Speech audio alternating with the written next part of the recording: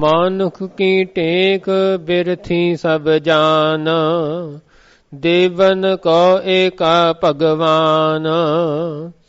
जिसका दिया रह आगाए, बहुर न तृष्णा लाग आए। मारा राख एको आप, मानुख का कुछ नाही हाथ।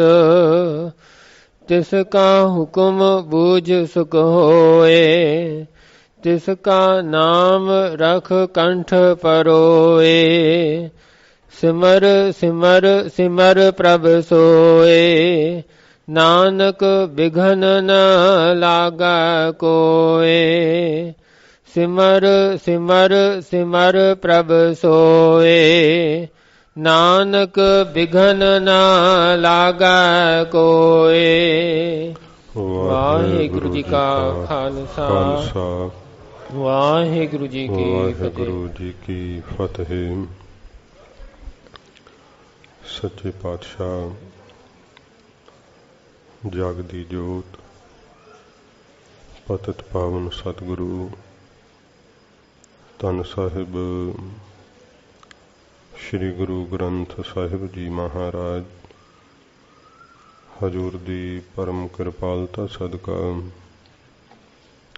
आप पंथ दे महान पवित्र अस्थान तखत सचखंड श्री हजूर श्री अबचल नगर साहिब विखे दर्शन दीदार करते हुए सतसंगत दीयां घड़ियां दा सुख मान रहे हो।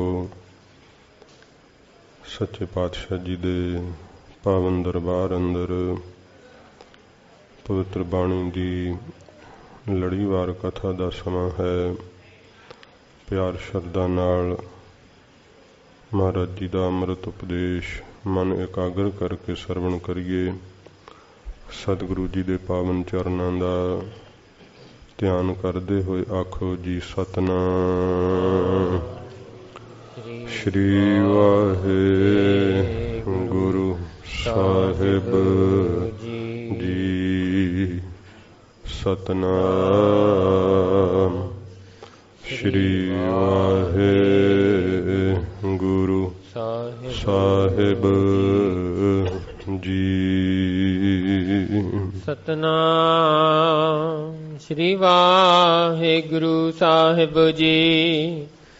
श्लोक तजहो सियानप सुरजनहो, सिमरहो हर हर राए। सच्चे पातशाह दीन दयाल सतगुरु धन गुरु अर्जन साहिब जी महाराज 14वीं अष्टपदी का श्लोक सच्चे पातशाह जी बख्शिश कर रहे हैं। 13 अष्टपदियां संपूर्ण हुई। कल दे दीवान विच सच्चे पातशाह जी ने इस अष्टपदी दे अंदर जे कोई निंदक पुरख भाई निंदा करदा सतपुरुषां दी ते उन्हूं की फल लगदा है, किहो जिहियां सजावां सहारनियां पैंदियां हन। सच्चे पातशाह जी महाराज ने ये 13वीं अष्टपदी विच महाराज जी ने जिक्र किया। अखीरली पौड़ी विच सच्चे पातशाह जी महाराज ने आख्या, हे वाहिगुरु सारे शरीर तेरे अपने बनाए हुए है ते सारियां दे अंदर तू आप ही समाया होया है। जिवें तेनू पाउंदा है तिवें तू सृष्टि दी कार नू चलाउणा है। सच्चे पातशाह जी महाराज कहंदे ने सब घट तिसके वो करनहार, वो करनहार है, सब शरीर ओदे ही है। सच्चे पातशाह जी कहंदे है वाहिगुरु जी नू तां सदा सदा तिसको नमस्कार नमस्कार करनी चाहिदी है। सच्चे पातशाह जी महाराज कहंदे है जे भाई तुसी निंदा तो बचना चाहुंदे हो ते प्रभ की उस्तत करो दिन रात, रात दिन वाहिगुरु की उस्तत करो। महाराज उस्तत किवें करीदी है? तो सतगुरु जी ने कहा सी कि तिसह ते आवहो सास गरास, सवास गरास वाहिगुरु जी दे नाम नूं ध्याना करो, सिमरन करो आउंदे जांदे साहां दे नाल, क्योंकि सारा कुछ मेरे वाहिगुरु दा कीता होया वरत रहा है। जिस तरह वो चाहुंदा है उसे तरह ही महाराज कहंदे भाई ये संसार है, उसे तरह दा ही जीव हो जाता है जिस तरह वाहिगुरु जी किसी नूं चलाउंदे है।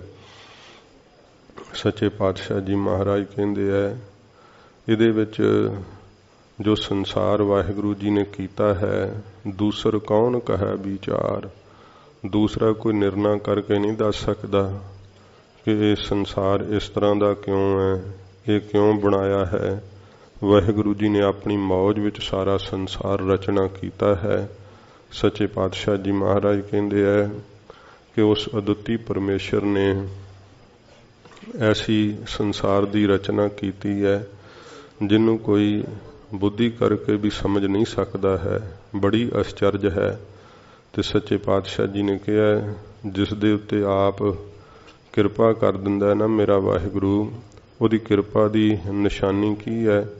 महाराज कहंदे ने कर किरपा जिस अपना नाम दे, जिन्हों किरपा करे करके महाराज कहंदे अपना नाम दे दिंदा है। जिसनों किरपा करे तिस आपन नाम दे, उन्होंने अपना नाम दिंदा है मेरा वाहिगुरु। ते हजूर कहंदे ने बड़भागी नानक जन से, वो जन प्यारा वड्डियां भागां वाला जिन्हों सतगुरु जी नाम दी दात नाल नवाजदे है। ये 13 अष्टपदियां संपूर्ण होईयां।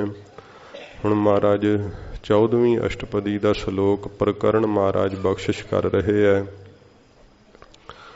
जदों असी संसार विच जिउने आ, वाहिगुरु दी शक्ति का जिन्ना चिर सानू सत संगत जी मन विच निश्चा नहीं ना आउंदा, उन्ना चिर जीव ओट नहीं लैंदा वाहिगुरु दी। कहण मात्र वखरी बात है, मन करके ओट लै लैनी जिवें भगत प्रहलाद जी ने लई सीगी। किन्ना यतन कीता सी उन्हां नूं डलाउण दा, ते पर भगत प्रहलाद जी नूं डुला नहीं सके। उन्हां नूं कोठे विच रख करके ताला मार दिता,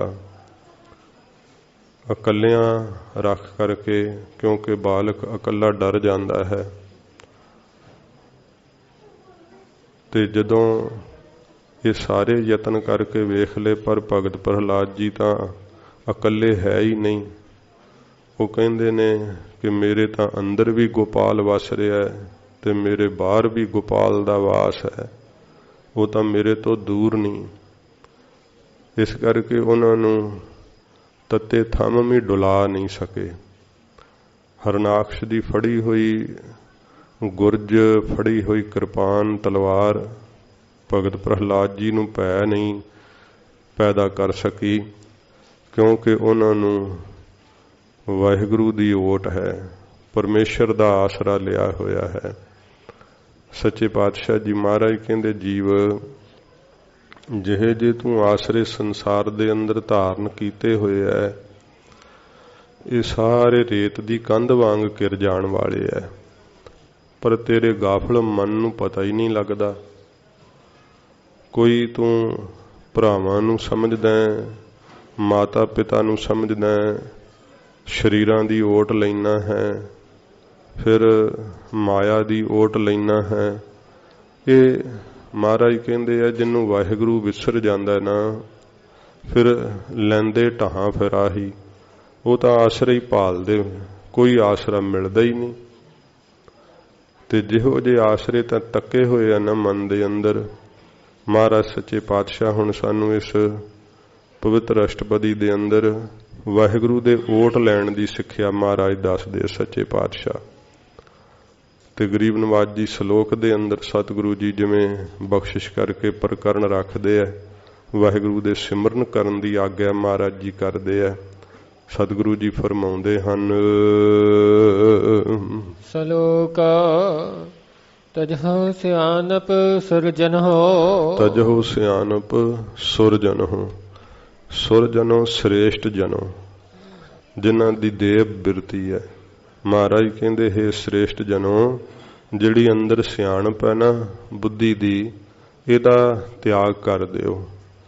ਸਤਿਗੁਰੂ ਜੀ ਸਿਆਣਪ ਛੱਡਣ ਨੂੰ ਕਹਿ ਰਹੇ ਹੈ। ਸੰਸਾਰ ਕਹਿੰਦਾ ਸਿਆਣਪ ਧਾਰਨ ਕਰਕੇ ਰੱਖ, ਕਿਉਂਕਿ ਉਹ ਸਾਰੀਆਂ ਸਿਆਣਪਾਂ ਕਿਸੇ ਕੰਮ ਨਹੀਂ ਜੇ ਸਾਧ ਸੰਗਤ ਜੀ ਵਾਹਿਗੁਰੂ ਦਾ ਨਾਮ ਨਹੀਂ ਜਪਦਾ ਤਾਂ। ਸੱਚੇ ਪਾਤਸ਼ਾਹ ਜੀ ਨੇ ਕਿਹਾ ਨਾ, ਸਹਿਸ ਸਿਆਣਪ ਨਾਮ ਨਹਿ ਮਿਲੈ ਮੇਰੀ ਜਿੰਦੜੀਏ। ਕਿਸੇ ਪ੍ਰਕਾਰ ਵੀ ਬਹੁਤ ਜ਼ਿਆਦੀਆਂ ਸਿਆਣਪਾਂ ਹੋਣ, ਹਜ਼ਾਰਾਂ ਸਿਆਣਪਾਂ ਨਾਲ ਵਾਹਿਗੁਰੂ ਨਹੀਂ ਪ੍ਰਾਪਤ ਹੁੰਦੇ। ਸਹਿਸ ਸਿਆਣਪਾ ਲੱਖ ਹੋਏ ਤਾਂ ਇੱਕ ਨਾ ਚੱਲੈ ਨਾਲ। ਇਹ ਮਨ ਚੰਚਲਾ ਚਤੁਰਾਈ ਕਿਨੈ ਨਾ ਪਾਇਆ। ਇਸ ਕਰਕੇ ਮਹਾਰਾਜ ਜੀ ਨੇ ਕਿਹਾ ਹੈ, ਤਜਹੁ ਸਿਆਣਪ ਸੁਰ ਜਨਹੁ। ਇਹ ਸ੍ਰੇਸ਼ਟ ਜਨੋ, ਜਿਹੜੀ ਆਪਣੀ ਸਿਆਣਪ ਹੈ ਨਾ ਬੁੱਧੀ ਦੀ, ਇਹਦਾ ਤਿਆਗ ਕਰ ਦਿਓ, ਇਹਨੂੰ ਤਜ ਦਿਓ, ਉਹਨੂੰ ਛੱਡ ਦਿਓ। ਮਹਾਰਾਜ ਜੀ ਕਿਉਂ ਸਿਆਣਪ ਛੱਡਣ ਨੂੰ ਕਹਿੰਦੇ ਹੋ? ਹਜੂਰ ਫਰਮਾਉਂਦੇ ਹਨ,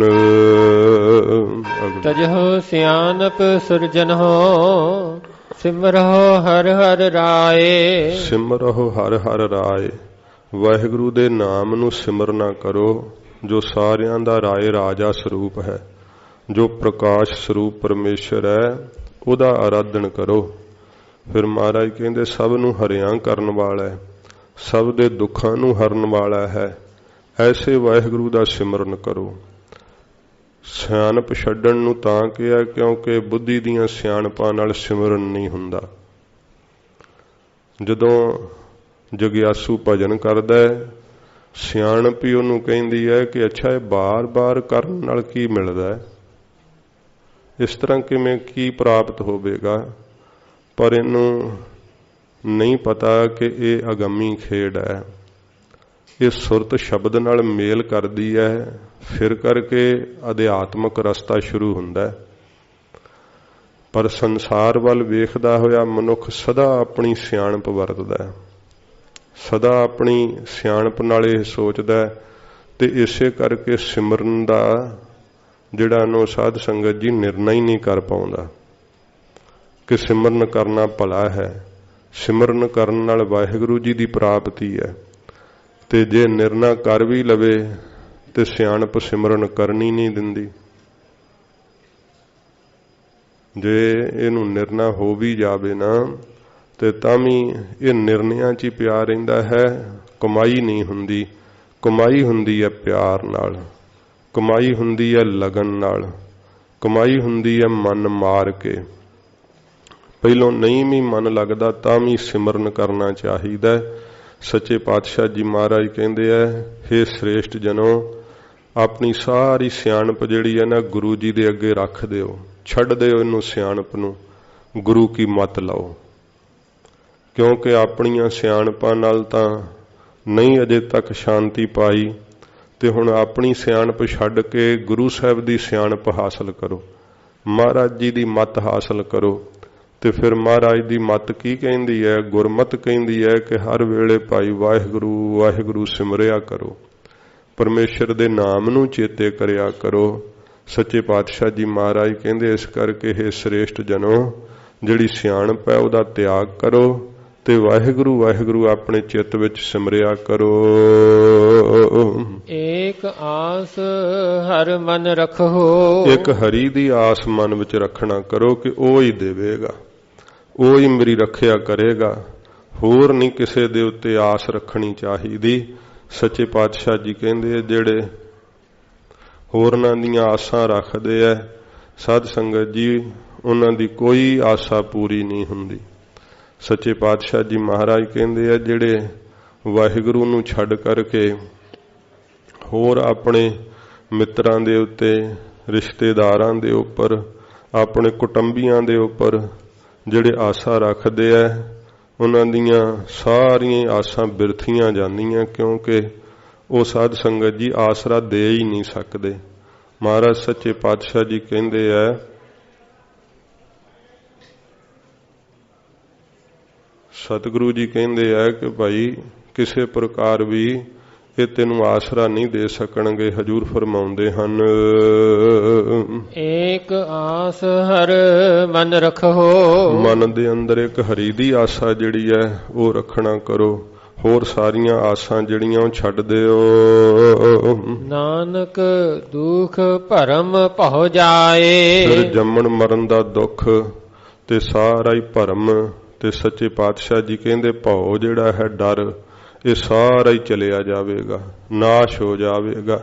ਹਰੀ ਦੀ ਓਟ ਲੈਣ ਦਾ ਕਿੱਡਾ ਵੱਡਾ ਲਾਭ ਮਹਾਰਾਜ ਜੀ ਦੱਸਦੇ ਸੱਚੇ ਪਾਤਸ਼ਾਹ, ਕਿ ਸਾਰੇ ਦੁੱਖ ਕੱਟੇ ਜਾਣਗੇ, ਅਗਿਆਨ ਆਦਿਕ ਤੇ ਸਾਰੇ ਭੈ ਨਾਸ਼ ਹੋ ਜਾਣਗੇ, ਭਰਮ ਵੀ ਸਾਰੇ ਸੱਚੇ ਪਾਤਸ਼ਾਹ ਜੀ ਕਹਿੰਦੇ ਭਾਈ ਨਾਸ਼ ਹੋ ਜਾਣਗੇ। ਅਸ਼ਟਪਦੀ ਮਾਨੁਖ ਕੀ ਟੇਕ ਬਿਰਥੀ ਸਭ ਜਾਨ। ਸੱਚੇ ਪਾਤਸ਼ਾਹ ਜੀ ਹੁਣ ਟੀਕਾ ਕਰਦੇ ਆ ਗਰੀਬ ਨਵਾਜ਼ ਜੀ ਸ਼ਲੋਕ ਦਾ ਅਸ਼ਟਪਦੀ ਦੇ ਅੰਦਰ। ਸਤਿਗੁਰੂ ਪਾਤਸ਼ਾਹ ਜੀ ਮਹਾਰਾਜ ਕਹਿੰਦੇ ਆ ਕਿ ਆਸਾ ਮਨ ਵਿੱਚ ਜਿਹੜੀਆਂ ਰੱਖੀਆਂ ਹੋਈਆਂ ਨਾ, ਉਹ ਕੀ ਹੈ ਆਸਾ? ਉਹ ਮਹਾਰਾਜ ਹੁਣ ਸਾਨੂੰ ਕੱਢ ਕੇ ਦਿਖਾਉਂਦੇ ਆ। ਮਨੁੱਖ ਦੀ ਟੇਕ ਲਈ ਹੋਈ ਹੈ ਕਿ ਫਲਾਨਾ ਮੰਤਰੀ ਮੇਰਾ ਪ੍ਰੇਮੀ ਹੈ, ਉਹਦੇ ਨਾਲ ਮੇਰੀ ਸਾਂਝ ਹੈ, ਜਦੋਂ ਮਰਜ਼ੀ ਚਾਹਾਂ ਮੇਰਾ ਕੰਮ ਕਰ ਦੇਗਾ। ਪਰ ਮਹਾਰਾਜ ਜੀ ਕਹਿੰਦੇ ਨੇ ਮਾਨੁਖ ਕੀ ਟੇਕ ਬਿਰਥੀ ਸਭ ਜਾਨ, ਸਾਰੀ ਵਿਅਰਥ ਵੈ ਜਾਣ ਲੈ। ਮਨੁੱਖ ਦੀ ਲਈ ਹੋਈ ਟੇਕ, ਲਿਆ ਹੋਇਆ ਆਸਰਾ, ਕਿਉਂਕਿ ਇਹ ਸੰਸਾਰੇ ਕੇ ਮਿੱਤਰ ਭਾਈ ਜੋ ਦੀਸਹਿ ਮਨ ਮੇਰੇ, ਤੇ ਸਭ ਆਪਣੇ ਸਵਾਏ ਮਿਲਾਸਾ। ਜਿਤ ਦਿਨ ਉਨਕਾ ਸਵਾਉ ਹੋਏ ਨਾ ਆਵੈ, ਤਿਤ ਦਿਨ ਨੇੜੇ ਕੋ ਨਾ ਟੁਕਾਸਾ। ਮਹਾਰਾਜ ਜੀ ਨੇ ਕਿਹਾ ਸੰਗ ਸਖਾ ਸਭ ਤਜ ਗਏ, ਕਉ ਨ ਨਿਭਿਓ ਸਾਥ। ਕਹੋ ਨਾਨਕ ਇਹ ਬਿਪਤ ਮੈਂ, ਟੇਕ ਏਕ ਰਘੁਨਾਥ। ਮਾਨੁਖ ਕੀ ਟੇਕ ਬਿਰਥੀ ਸਭ ਜਾਨ। ਮਨੁੱਖ ਦੀ ਜਿੰਨੀ ਵੀ ਟੇਕ ਤੂੰ ਲੈਣਾ ਹੈ, ਮਿੱਤਰਾਂ ਦੀਆਂ, ਜਿੰਨੇ ਵੀ ਕੁਟੰਬੀਆਂ ਦੀਆਂ, ਇਹ ਸਾਰੀਆਂ ਤੇਰੀਆਂ ਟੇਕਾਂ, ਤੇਰੇ ਆਸਰੇ ਮਹਾਰਾਜ ਕਹਿੰਦੇ ਲਏ ਹੋਏ ਵਿਅਰਥ ਹੈ, ਜਾਣ ਲੈਣਾ ਕਰ।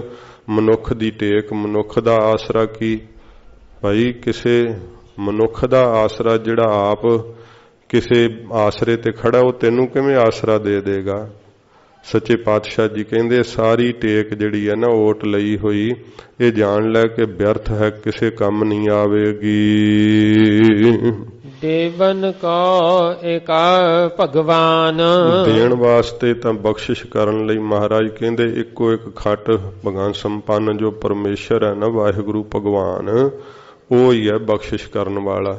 ਜਿਨ ਤੇਰੇ ਅੰਦਰ ਪ੍ਰਾਣ ਟਿਕਾਏ ਹੋਏ ਹੈ, ਜਿਨ ਤੇਰੇ ਸਰੀਰ ਦੇ ਅੰਦਰ ਬਲ ਭਰਿਆ ਹੋਇਆ ਹੈ, ਸੱਚੇ ਪਾਤਸ਼ਾਹ ਜੀ ਕਹਿੰਦੇ ਨੇ ਸਾਰੀਆਂ ਬਖਸ਼ਾਂ ਦੇਣ ਵਾਲਾ ਉਹ ਹੈ, ਤੇ ਤੂੰ ਮਨੁੱਖਾਂ ਦਾ ਮੁਹਤਾਜ ਹੋਈ ਜਾਂਦਾ ਕਿ ਮੈਨੂੰ ਫਲਾਨਾ ਦੇਵੇਗਾ, ਫਲਾਨਾ ਦੇਵੇਗਾ। ਐਵੇਂ ਮਨੁੱਖਾਂ ਦੀਆਂ ਟੇਕਾਂ ਨਾ ਲੈ, ਉਹਨਾਂ ਦੀ ਓਟ ਨਾ ਲੈ, ਕਿਉਂਕਿ ਉਹ ਦੇਣ ਦੇ ਸਮਰੱਥ ਨਹੀਂ। ਉਹ ਕਿਸੇ ਮਤਲਬ ਨਾਲ ਹੀ ਖੈਰ ਤੇਰੇ ਨਾਲ ਕਰਦੇ ਆ, ਤੇ ਤੂੰ ਸਮਝਦਾ ਕਿ ਤੇਰੀ ਰੱਖਿਆ ਕਰਨੀ ਆ ਉਹਨਾਂ ਨੇ। ਨਹੀਂ, ਦੇਣ ਵਾਲਾ ਤਾਂ ਮਹਾਰਾਜ ਕਹਿੰਦੇ ਭਾਈ ਇਹ ਸੰਸਾਰ ਦੀਆਂ ਦਾਤਾਂ, ਅਤੇ ਸਤਿਗੁਰੂ ਜੀ ਕਹਿੰਦੇ ਨੇ ਆਤਮਿਕ ਸੁੱਖ ਦੀ ਦਾਤ ਦੇਣ ਵਾਲਾ, ਬਖਸ਼ਿਸ਼ ਕਰਨ ਵਾਲਾ ਇੱਕੋ ਇੱਕ ਭਗਵਾਨ ਹੈ, ਮੇਰਾ ਵਾਹਿਗੁਰੂ ਹੈ। ਜਿਸ ਕਾ ਦਿਆ ਰਹਿ ਅਕਾਏ। ਜਿਸ ਦੀ ਦਿੱਤੀ ਹੋਈ ਦਾਤ ਨਾਲ ਤੂੰ ਫਿਰ ਅਗਾ ਜਾਵੇਂਗਾ, ਰੱਜ ਜਾਵੇਂਗਾ। ਮਨੁੱਖਾਂ ਦੀਆਂ ਦਿੱਤੀਆਂ ਹੋਈਆਂ ਦਾਤਾਂ ਨਾਲ ਤੈਨੂੰ ਰੱਜ ਨਹੀਂ ਆਉਣਾ, ਹੋਰ ਭੁੱਖ ਵੱਧਦੀ ਜਾਣੀ ਹੈ, ਹੋਰ ਭੁੱਖ ਵੱਧਦੀ ਜਾਵੇਗੀ। ਪਰ ਵਾਹਿਗੁਰੂ ਜੀ ਦੀ ਦਿੱਤੀ ਹੋਈ ਦਾਤ ਜੇ ਤੂੰ ਪਰਮੇਸ਼ਰ ਦੀ ਓਟ ਲੈ ਲਈ ਨਾ, ਤੇ ਮਹਾਰਾਜ ਕਹਿੰਦੇ ਜਿਸ ਕੈ ਦਿਆ ਰਹਿ ਆਗਾਏ, ਜਿਸ ਨੇ ਫਿਰ ਤੈਨੂੰ ਇਹੋ ਜੀ ਸੰਤੋਖ ਦੀ ਦਾਤ ਦੇ ਦੇਣੀ ਹੈ, ਫਿਰ ਤੂੰ ਅਗਾ ਜਾਵੇਂਗਾ, ਰੱਜ ਜਾਵੇਂਗਾ। ਕੋਈ ਤੇਰੇ ਅੰਦਰ ਤ੍ਰਿਸ਼ਨਾ ਸੰਕਲਪ ਨਹੀਂ ਰਹੇਗਾ। ਬਹੁਰ ਨ ਤ੍ਰਿਸ਼ਨਾ ਲਾਗੈ ਆਏ। ਬੜੋ ਫਿਰ ਤ੍ਰਿਸ਼ਨਾ ਤੇਰੇ ਲਾਗੇ ਹੀ ਨਹੀਂ ਆਏਗੀ। ਕੋਈ ਮਨ ਦੇ ਅੰਦਰ ਤੇਰੇ ਕਿਸੇ ਪਦਾਰਥ ਦੀ ਪਕੜ ਦੀ ਖਿੱਚੀ ਨਹੀਂ ਰਹੇਗੀ। ਬੜੋ ਲਾਗੇ ਨਹੀਂ ਆਉਣੀ, ਸਪਰਸ਼ ਹੀ ਨਹੀਂ ਕਰਨਾ ਤੈਨੂੰ ਤ੍ਰਿਸ਼ਨਾ ਨੇ। ਕੋਈ ਚੇਸ਼ਟਾ ਹੀ ਨਹੀਂ ਉੱਠਣੀ ਸੰਸਾਰ ਦੇ ਸੁੱਖਾਂ ਦੀ। ਸੱਚੇ ਪਾਤਸ਼ਾਹ ਕਹਿੰਦੇ ਬੜੋ ਤ੍ਰਿਸ਼ਨਾ ਫਿਰ ਲਾਗੇ ਨਹੀਂ ਆਵੇਗੀ। ਮਾਰਾ ਰਾਖੈ ਏਕੋ ਆਪ। ਵਾਹਿਗੁਰੂ ਮਾਰਨ ਵਾਲਾ ਤੇ ਰੱਖਣ ਵਾਲਾ ਇੱਕੋ ਇੱਕੋ ਆਪ ਹੈ। ਜਦੋਂ ਪਰਾਰਬਧ ਖਤਮ ਹੋ ਜਾਂਦੀ ਹੈ ਨਾ, ਉਦੋਂ ਸਾਧ ਸੰਗਤ ਜੀ ਕੋਈ ਜੀਵ ਨੂੰ ਬਚਾਉਣ ਦੇ ਸਮਰੱਥ ਨਹੀਂ ਹੁੰਦਾ। ਚਾਹੇ ਸਾਰੀ ਦੁਨੀਆ ਦੇ ਵੈਦ ਇਕੱਠੇ ਕਰ ਲਓ, ਚਾਹੇ ਜਿੰਨੇ ਮਰਜ਼ੀ ਜਿਹੜੇ ਐ ਉਹ ਮੰਤਰ ਜੰਤਰ ਪੜ੍ਹ ਲਓ, ਜਿੰਨੀਆਂ ਮਰਜ਼ੀ ਔਸ਼ਧੀਆਂ ਲਿਆ ਕਰਕੇ, ਚਾਹੇ ਦੇਵਤਿਆਂ ਦਾ ਅੰਮ੍ਰਿਤ ਵੀ ਲਿਆ ਕੇ ਪਿਆਲ ਦਿਓ।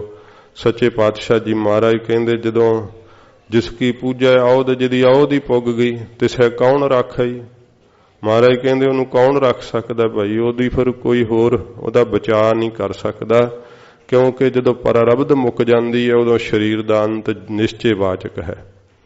ਤੇ ਇਹ ਜਿਹੜਾ ਨਾ ਮਾਰਾ ਨਾ ਰੱਖ ਹੈ ਅਵਰ ਨਾ ਕੋਏ, ਤੇ ਜਿੰਨਾ ਚਿਰ ਪਰਾਰਬਧ ਬਣੀ ਹੋਈ ਹੈ ਸੱਚੇ ਪਾਤਸ਼ਾਹ ਜੀ ਕਹਿੰਦੇ ਕੋਈ ਮਾਰ ਹੀ ਨਹੀਂ ਸਕਦਾ, ਕਿਉਂਕਿ ਰੱਖਣ ਵਾਲਾ ਵੀ ਉਹ ਆਪ ਹੈ।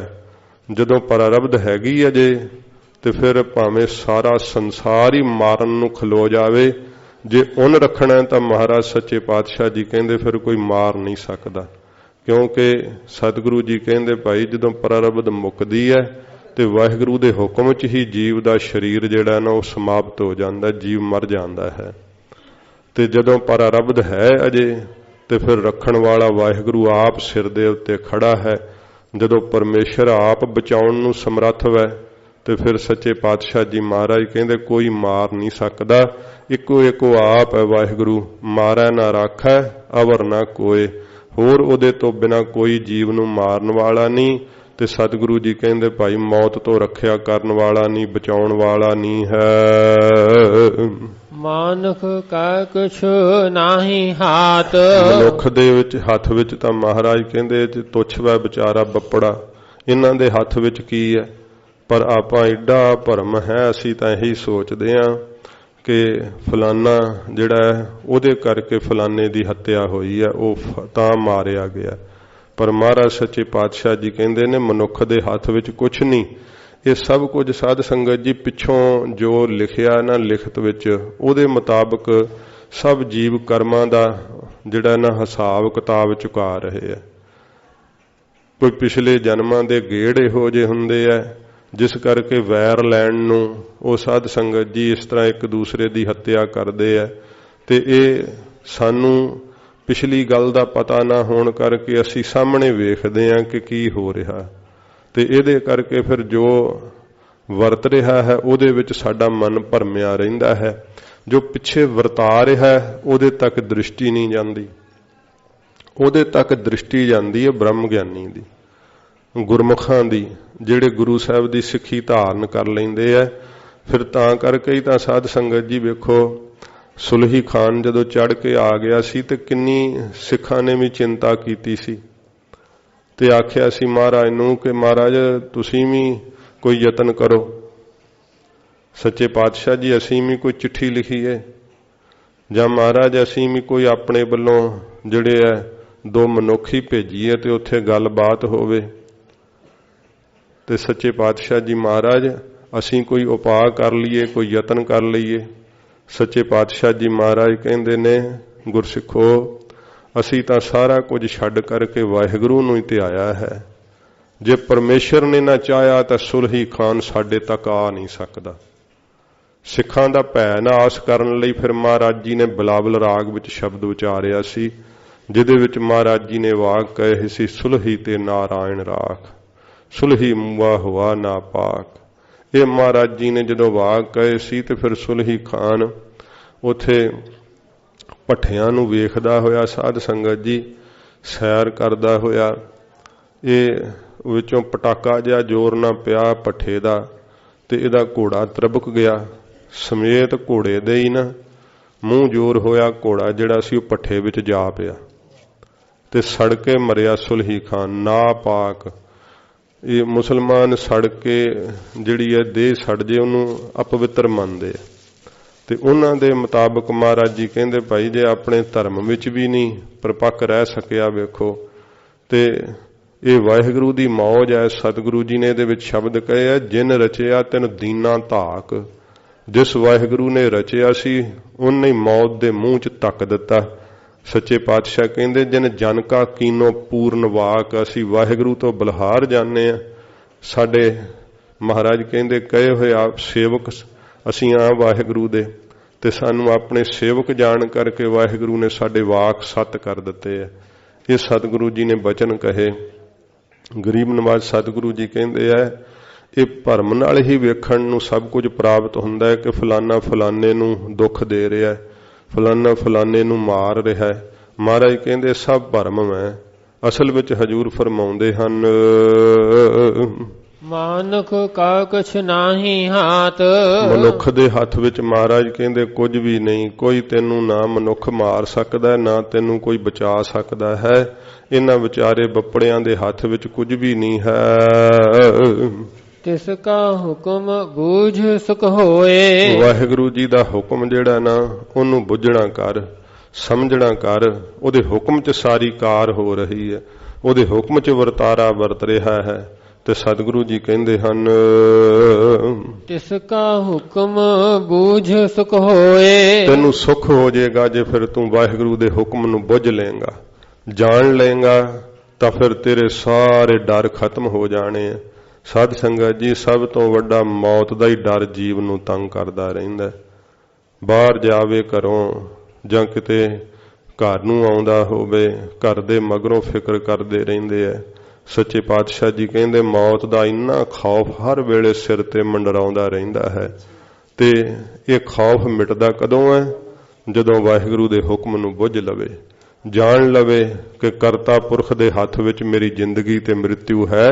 ਕੌਣ ਮੈਨੂੰ ਮਾਰ ਸਕਦਾ ਜੇ ਵਾਹਿਗੁਰੂ ਨੇ ਨਾ ਚਾਹਿਆ ਤਾਂ? ਫਿਰ ਸਾਧ ਸੰਗਤ ਜੀ ਅਸਲ ਵਿੱਚ ਅੰਦਰੋਂ ਡਰ ਖਤਮ ਹੁੰਦਾ ਹੈ। ਮਹਾਰਾਜ ਕਹਿੰਦੇ ਵਾਹਿਗੁਰੂ ਦੇ ਹੁਕਮ ਨੂੰ ਬੁੱਝਣਾ ਕਰ ਗੁਰਾਂ ਦੁਆਰਾ, ਫਿਰ ਤੈਨੂੰ ਆਤਮਿਕ ਸੁਖ ਹੋ ਜਾਵੇਗਾ। ਤਿਸ ਕਾ ਨਾਮ ਰਖ ਕੰਠ ਪਰੋਏ। ਧਿਆਨ ਪੰਕਤੀ ਚ ਰੱਖ। ਤਿਸ ਕਾ ਨਾਮ ਰਖ ਕੰਠ ਪਰੋਏ। ਤਿਸ ਕਾ ਨਾਮ ਰਖ ਕੰਠ ਪਰੋਏ। ਤਿਸ ਵਾਹਿਗੁਰੂ ਦੇ ਨਾਮ ਨੂੰ ਆਪਣੇ ਕੰਠ ਵਿੱਚ ਪਰੋ ਕਰਕੇ ਰੱਖਣਾ ਕਰ, ਜਿਹੜਾ ਤੇਰੀ ਹਰ ਵੇਲੇ ਰੱਖਿਆ ਕਰ ਰਿਹਾ ਹੈ, ਹਰ ਵੇਲੇ ਤੇਰੇ ਅੰਗ ਸੰਗ ਹੈ, ਤੇਰੇ ਕੋਲ ਹੈ, ਤੇਰੇ ਅੰਦਰ ਸਮਾਇਆ ਹੋਇਆ ਹੈ। ਤੇ ਕਿਉਂ ਭੁਲਾਉਣਾ ਉਸ ਵਾਹਿਗੁਰੂ ਦੇ ਨਾਮ ਨੂੰ? ਮਹਾਰਾਜ ਕਹਿੰਦੇ ਕੰਠ ਦੇ ਅੰਦਰ ਪਰੋ ਕੇ ਵਾਹਿਗੁਰੂ ਦੇ ਨਾਮ ਨੂੰ ਰੱਖਣਾ ਕਰ। ਜਿਵੇਂ ਧਾਗੇ ਦੇ ਵਿੱਚ ਮੋਤੀ ਪਰੋਇਆ ਹੁੰਦਾ ਨਾ, ਇਵੇਂ ਕੰਠ ਦੇ ਵਿੱਚ ਹੀ ਪਰੋਲਾ। ਹੀਰਾ ਨਾਮ ਅਮੋਲਕ ਹੈ। ਸਿਮਰ ਸਿਮਰ ਸਿਮਰ ਪ੍ਰਭ ਸੋਏ। ਸਤਿਗੁਰੂ ਜੀ ਕਹਿੰਦੇ ਆ ਮਨ ਕਰਕੇ ਕਿਵੇਂ ਕੰਠ 'ਚ ਪਰੋਈਦਾ ਹੈ? ਮਨ ਕਰਕੇ ਸਿਮਰ। ਫਿਰ ਮਹਾਰਾਜ ਕਹਿੰਦੇ ਸਰੀਰ ਕਰਕੇ ਸਿਮਰ, ਬਾਣੀ ਕਰਕੇ ਸਿਮਰ। ਸੋਏ ਉਸ ਵਾਹਿਗੁਰੂ ਨੂੰ ਚੇਤੇ ਕਰ, ਬਾਰ ਬਾਰ ਉਹਦਾ ਭਜਨ ਕਰ। ਮਨ ਕਰਕੇ ਕਰੇਗਾ, ਹਰ ਵੇਲੇ ਵਾਹਿਗੁਰੂ ਵਿੱਚ ਤੇਰਾ ਸੁਰਤਾ ਲੱਗਿਆ ਰਹੇਗਾ ਨਾ, ਤਾਂ ਫਿਰ ਤੈਨੂੰ ਇਹੋ ਜਿਹਾ ਆਰਾਮ, ਇਹੋ ਜਿਹਾ ਸੁੱਖ ਕਿ ਤੇਰਾ ਉੱਥੋਂ ਉਸ ਸੁੱਖ ਨੂੰ ਛੱਡਣ ਨੂੰ ਦਿਲ ਹੀ ਨਹੀਂ ਕਰਨਾ। ਫਿਰ ਉੱਥੋਂ ਉਥਾਨ ਹੋ ਕੇ ਤੈਨੂੰ ਸੰਸਾਰ ਦਿਸਣਾ ਹੀ ਨਹੀਂ। ਫਿਰ ਤੈਨੂੰ ਵਾਹਿਗੁਰੂ ਜੀ ਦਾ ਹੀ ਸਪਰਸ਼ ਮਿਲ ਜਾਣਾ ਤੇ ਆਨੰਦ ਦੇ ਵਿੱਚ ਤੂੰ ਨਿਹਾਲ ਹੋਵੇਂਗਾ। ਸੱਚੇ ਪਾਤਸ਼ਾਹ ਜੀ ਮਹਾਰਾਜ ਕਹਿੰਦੇ ਸਿਮਰ ਸਿਮਰ ਸਿਮਰ ਪ੍ਰਭ ਸੋਏ। ਵਾਹਿਗੁਰੂ ਨੂੰ ਮਨ ਕਰਕੇ ਸਿਮਰ, ਚੇਤੇ ਕਰ। ਬਾਣੀ ਕਰਕੇ ਸਿਮਰ, ਰਸਨਾ ਤੋਂ ਵਾਹਿਗੁਰੂ ਵਾਹਿਗੁਰੂ ਵਾਹਿਗੁਰੂ ਜਪਿਆ ਕਰ। ਫਿਰ ਵੇਖਿਆ ਕਰ ਮਨ ਕੀ ਕਰ ਰਿਹਾ ਹੈ। ਮਨ ਵੀ ਸਿਮਰ ਰਿਹਾ ਹੈ, ਮਨ ਦੇ ਵਿੱਚ ਵੀ ਉਹਨੂੰ ਚੇਤੇ ਕਰ।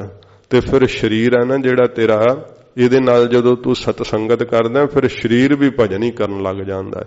ਸੱਚੇ ਪਾਤਸ਼ਾਹ ਕਹਿੰਦੇ ਸੋਏ ਉਹ ਵਾਹਿਗੁਰੂ ਨੂੰ ਜਿਹਦੀ ਏਡੀ ਵੱਡੀ ਸੋਏ ਸੋਭਾ ਹੈ। ਮਹਾਰਾਜ ਕਹਿੰਦੇ ਉਹਨੂੰ ਸਿਮਰ ਲੈ, ਚੇਤੇ ਕਰ ਲੈ, ਤੇਰੀ ਵੀ ਸੋਏ ਸੋਭਾ ਹੋ ਜਾਵੇਗੀ। ਨਾਨਕ ਬਿਘਨ ਨ ਲਾਗੈ ਕੋਏ। ਫਿਰ ਕੋਈ ਬਿਘਨ ਨਹੀਂ ਲੱਗੇਗਾ। ਤੇਰੀ ਬਿਰਤੀ ਵਿੱਚ ਕਖਾਏ ਦੋਸ਼ ਆਦਿਕ ਬਿਘਨ ਲੱਗਦੇ ਆ ਨਾ, ਸਿਮਰ, ਬਿਘਨ ਹੀ ਨਹੀਂ ਲੱਗਣਾ ਕੋਈ। ਸਾਰੇ ਬਿਘਨ ਕੱਟੇ ਜਾਣਗੇ। ਜਿਹੜਾ ਤੈਨੂੰ ਬਿਘਨ ਵਿਆਪਦੇ ਆ ਨਾ ਅਨੇਕਾਂ ਪ੍ਰਕਾਰ ਦੇ ਸੰਸਾਰ ਦੇ ਵਿਹਾਰਾਂ ਵਿੱਚ ਵੀ, ਉਹ ਵੀ ਸਾਰੇ ਵਿਘਨ ਨੱਠ ਜਾਣਗੇ ਤੇਰੇ ਕੋਲੋਂ। ਸੱਚੇ ਪਾਤਸ਼ਾਹ ਜੀ ਮਹਾਰਾਜ ਕਹਿੰਦੇ ਇਹੋ ਜੀ ਨਾਮ ਦੀ ਕਲਾ ਵਰਤੇਗੀ ਕਿ ਤੇਰੇ ਪਰਲੋਕ ਦੇ ਰਾਹ ਵਿੱਚ ਵੀ ਜਿਹੜੇ ਕੋਈ ਵਿਘਨ ਨੇ ਉਹ ਵੀ ਸਾਰੇ ਕੱਟੇ ਜਾਣਗੇ, ਸਾਰੇ ਵਿਘਨ ਨਾਸ਼ ਹੋ ਜਾਣਗੇ, ਕੋਈ ਵਿਘਨ ਨਹੀਂ ਵਿਆਪੇਗਾ। ਉਸਤਤ ਮਨ ਮਹਿ ਕਰ ਨਿਰੰਕਾਰ। ਮਨ ਦੇ ਅੰਦਰ ਵਾਹਿਗੁਰੂ ਦੀ ਉਸਤਤ ਕਰਿਆ ਕਰ। ਐਵੇਂ ਲੋਕਾਂ ਦੀਆਂ ਟੋਕਰੀਆਂ ਢੋਂਦਾ ਰਹਿਣਾ, ਕਦੇ ਕਿਸੇ ਦੀ ਉਸਤਤ ਕਰਦਾ ਰਹਿਣਾ, ਕਦੇ ਕਿਸੇ ਦੀ ਉਸਤਤ ਕਰਦਾ ਰਹਿਣਾ। ਐਵੇਂ ਖੁਸ਼ਾਮਦੀ ਕਰੀ ਜਾਣੀ ਤੇ ਸਾਹਮਣੇ ਹੋਣਾ ਤਾਂ ਕਹਿਣਾ ਮਹਾਰਾਜ ਤੁਸਾਂ ਤਾਂ ਤਾਰਤਾ, ਮਹਾਰਾਜ ਭਲਾ ਹੀ ਕਰਤਾ, ਬਹੁਤ ਤੁਸੀਂ ਤਾਂ ਮਹਾਰਾਜ। ਦਰਸ਼ਨ ਵੇਖ ਕੇ ਠੰਡ ਪੈਂਦੀ ਤੇ ਜਦਾਂ ਕੋਲੇ ਹੋਵੇ ਉਹਦੀ ਨਿੰਦਾ ਕਰਨ ਲੱਗ ਜਾਣਾ। ਇਹੋ ਜਿਹੇ ਕਰਮ ਜਿਹੜੇ ਆ ਮਹਾਰਾਜ ਕਹਿੰਦੇ ਆ ਭਾਈ ਇਹ ਤਾਂ ਬਹਿਰੂਪੀਆਂ ਵਾਲੇ ਕਰਮ ਹੈ।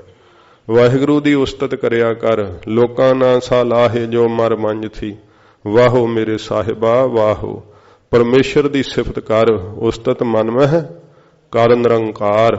ਜਿਹੜਾ ਮਾਇਕੀ ਆਕਾਰਾਂ ਤੋਂ ਰਹਿਤ ਹੈ ਨਾ ਪਰਮੇਸ਼ਰ, ਸੱਚੇ ਪਾਤਸ਼ਾਹ ਜੀ ਕਹਿੰਦੇ ਭਾਈ ਉਹਦੀ ਉਸਤਤ ਮਨ ਦੇ ਅੰਦਰ ਕਰਿਆ ਕਰ। ਕਰ ਮਨ ਮੇਰੇ ਸਤ ਵਿਵਹਾਰ, हे ਮੇਰੇ ਮਨਾ ਸੱਚਾ ਵਿਵਹਾਰ ਕਰ। ਸੱਚਾ ਵਿਵਹਾਰ ਕਿਹੜਾ ਹੈ? ਨਾਮ ਦੇ ਜਪਣ ਦਾ ਤੇ ਜਪਾਉਣ ਦਾ। ਜਦੋਂ ਆਪ ਜਪੇਂਗਾ ਤੇ ਦੂਸਰਿਆਂ ਨੂੰ ਵੀ ਜਪਣ ਦਾ ਉਪਦੇਸ਼ ਫਿਰ ਤਾਂ ਹੀ ਕਰ ਸਕੇਂਗਾ। ਮਹਾਰਾਜ ਕਹਿੰਦੇ ਸੱਚਾ ਵਿਵਹਾਰ ਹੈ। ਫਿਰ ਸੱਚਾ ਵਿਵਹਾਰ ਕਿਹੜਾ ਹੈ?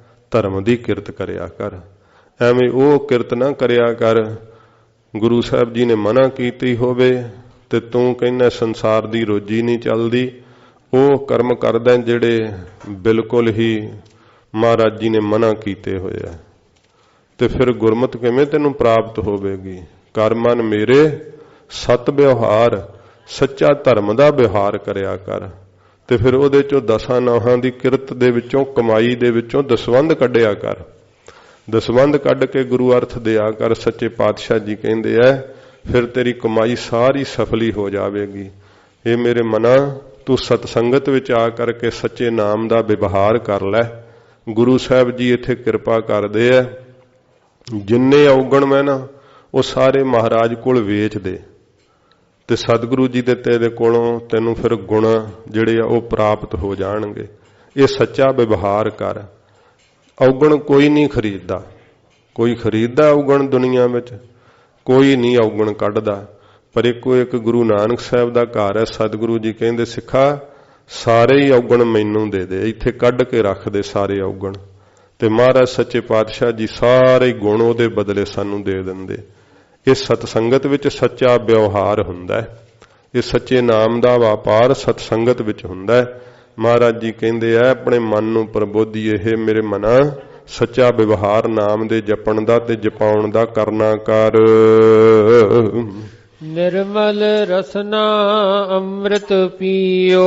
ਫਿਰ ਨਾਮ ਅੰਮ੍ਰਿਤ ਨੂੰ ਜਦੋਂ ਤੂੰ ਪੀਵੇਂਗਾ ਨਾ, ਫਿਰ ਤੇਰੀ ਜਿਹੜੀ ਰਸਨਾ ਨਾ, ਜਿਹਨੂੰ ਨਿੰਦਾ ਕਰਨ ਦੀ ਮੈਲ ਲੱਗ ਰਹੀ ਹੈ, ਰਸਾਂ ਕਸਾਂ ਦੇ ਚਖਣ ਦੀ ਮੈਲ ਲੱਗ ਰਹੀ ਹੈ, ਮਹਾਰਾਜ ਕਹਿੰਦੇ ਨਿਰਮਲ ਰਸਨਾ, ਤੇਰੀ ਰਸਨਾ ਨਿਰਮਲ ਹੋ ਜਾਏਗੀ, ਪਵਿੱਤਰ ਹੋ ਜਾਵੇਗੀ। ਸਾਧ ਸੰਗਤ ਜੀ ਜਦੋਂ ਮੁਖ ਦੇ ਵਿੱਚ ਕੋਈ ਘਿਓ ਪਾਉਂਦਾ ਨਾ ਤੇ ਉਹ ਘੀ ਦੀ ਜਿਹੜੀ ਹੈ ਨਾ ਤਰਾਵਟ ਮੁਖ ਦੇ ਵਿੱਚ ਆ ਜਾਂਦੀ ਹੈ।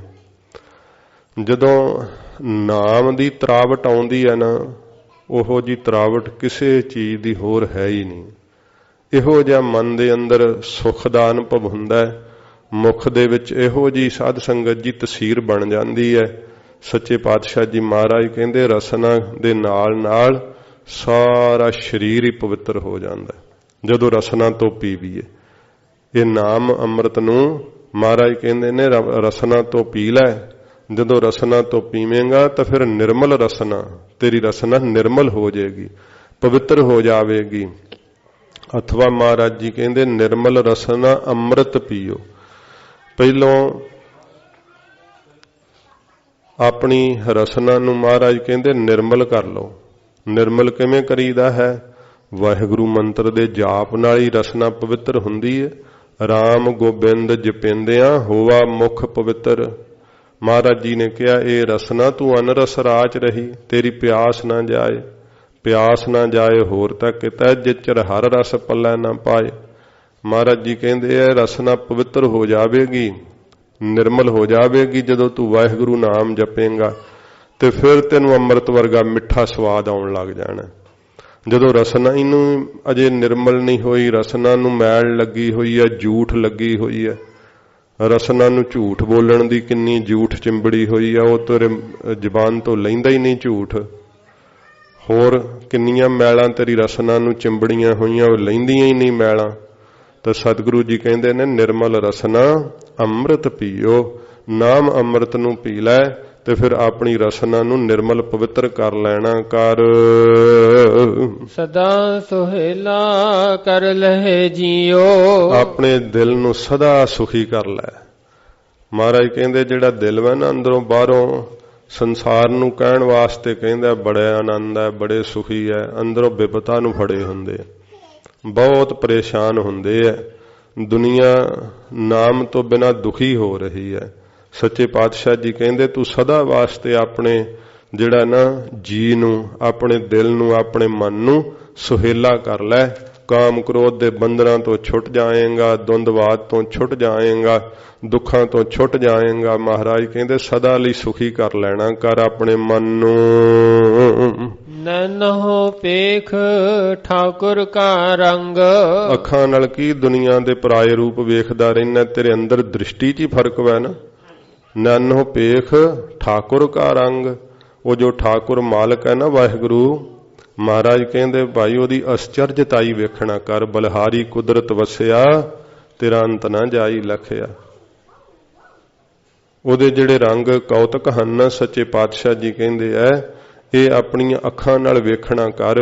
ਉਹ ਸਾਰੇ ਸੰਸਾਰ 'ਚ ਹੀ ਆਪ ਵਸਿਆ ਹੋਇਆ, ਸਾਰੇ ਸੰਸਾਰ ਦੇ ਅੰਦਰ ਸਮਾਇਆ ਹੋਇਆ ਹੈ। ਇਉਂ ਸਤਿਗੁਰੂ ਜੀ ਫਰਮਾਉਂਦੇ ਹਨ ਇਸੇ ਪ੍ਰਕਾਰ। ਹਾਂਜੀ, ਨੈਨਹੁ ਪੇਖ ਠਾਕੁਰ ਕਾ ਰੰਗ।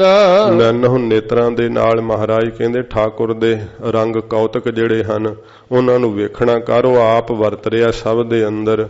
ਤੈਨੂੰ ਦੁੰਦਵਾਦ ਦੇ ਵਿੱਚ ਪਰਮੇਸ਼ਰ ਨਹੀਂ ਦਿਸਦਾ, ਸੰਸਾਰ ਦਿਸ ਰਿਹਾ ਹੈ। ਇਹ ਸੰਸਾਰ ਨਹੀਂ, ਇਹਦੇ ਵਿੱਚ ਵੇਖ ਉਹ ਆਪ ਹੀ ਵਰਤ ਰਿਹਾ ਏ। ਸਾਧ ਸੰਗ ਬਿਨਸਾ ਸਭ ਸੰਗ। ਜਿਹੜੇ ਤੈਨੂੰ ਸੰਗ ਦੋਸ਼ ਲੱਗੇ ਹੋਏ ਆ ਨਾ, ਤੇਰੇ ਸਾਥੀ ਨਹੀਂ ਛੱਡਦੇ। ਉਹ ਸ਼ਰਾਬ ਤਾਂ ਛੱਡਣਾ ਚਾਹੁੰਦਾ, ਉਹਦੇ ਸਾਥੀ ਜਿਹੜੇ ਨਾਲ ਪਿਆਕੜ ਪੀਣ ਵਾਲੇ ਉਹ ਨਹੀਂ ਖੜਾ ਛੱਡਦੇ। ਫਿਰ ਸਾਧ ਸੰਗਤ ਜੀ ਜਿਹੜੇ ਨਿੰਦਾ ਕਰਨੋਂ ਹਟਦਾ ਜਾਵੇ, ਪਰ ਜਿਹੜੇ ਨਿੰਦਕ ਇਕੱਠੇ ਹੋ ਕੇ ਜਦੋਂ ਸਭਾ ਲਾਉਂਦੇ ਆ ਉਹ ਸਾਥੀ ਨਹੀਂ ਛੱਡਦੇ। ਮਹਾਰਾਜ ਕਹਿੰਦੇ ਜਿਹੜੇ ਤੈਨੂੰ ਆ ਸੰਗ ਦੋਸ਼ ਚਿੰਬੜੇ ਹੋਏ ਆ ਨਾ, ਤੇਰੇ ਸੰਗੀ ਜਿਹੜੇ ਨਾਲ ਦੇ, ਤੂੰ ਸਾਧ ਸੰਗਤ ਕਰਿਆ ਕਰ। ਇਹ ਸਾਰੇ ਛੁੱਟ ਜਾਣੇ, ਆਪੇ ਭੱਜ ਜਾਣੇ ਤੇਰੇ ਕੋਲੋਂ। ਇਹਨਾਂ ਕਹਿਣਾ ਕਿ ਭਾਈ ਹੁਣ ਤਾਂ ਇਹ ਸੰਗਤ ਕਰਨ ਲੱਗ ਗਿਆ, ਇਹਨ ਕਿੱਥੇ ਹੁਣ ਸਾਡੀ ਸਭਾ 'ਚ ਬਹਿਣਾ। ਫਿਰ ਉਹ ਤੇਰਾ ਸੰਗ ਦੋਸ਼ ਵੀ ਸਾਰਾ ਹੀ ਨਾਸ਼ ਹੋ ਜਾਏਗਾ। ਸਾਧ ਸੰਗ ਬਿਨਸੈ ਸਭ ਸੰਗ।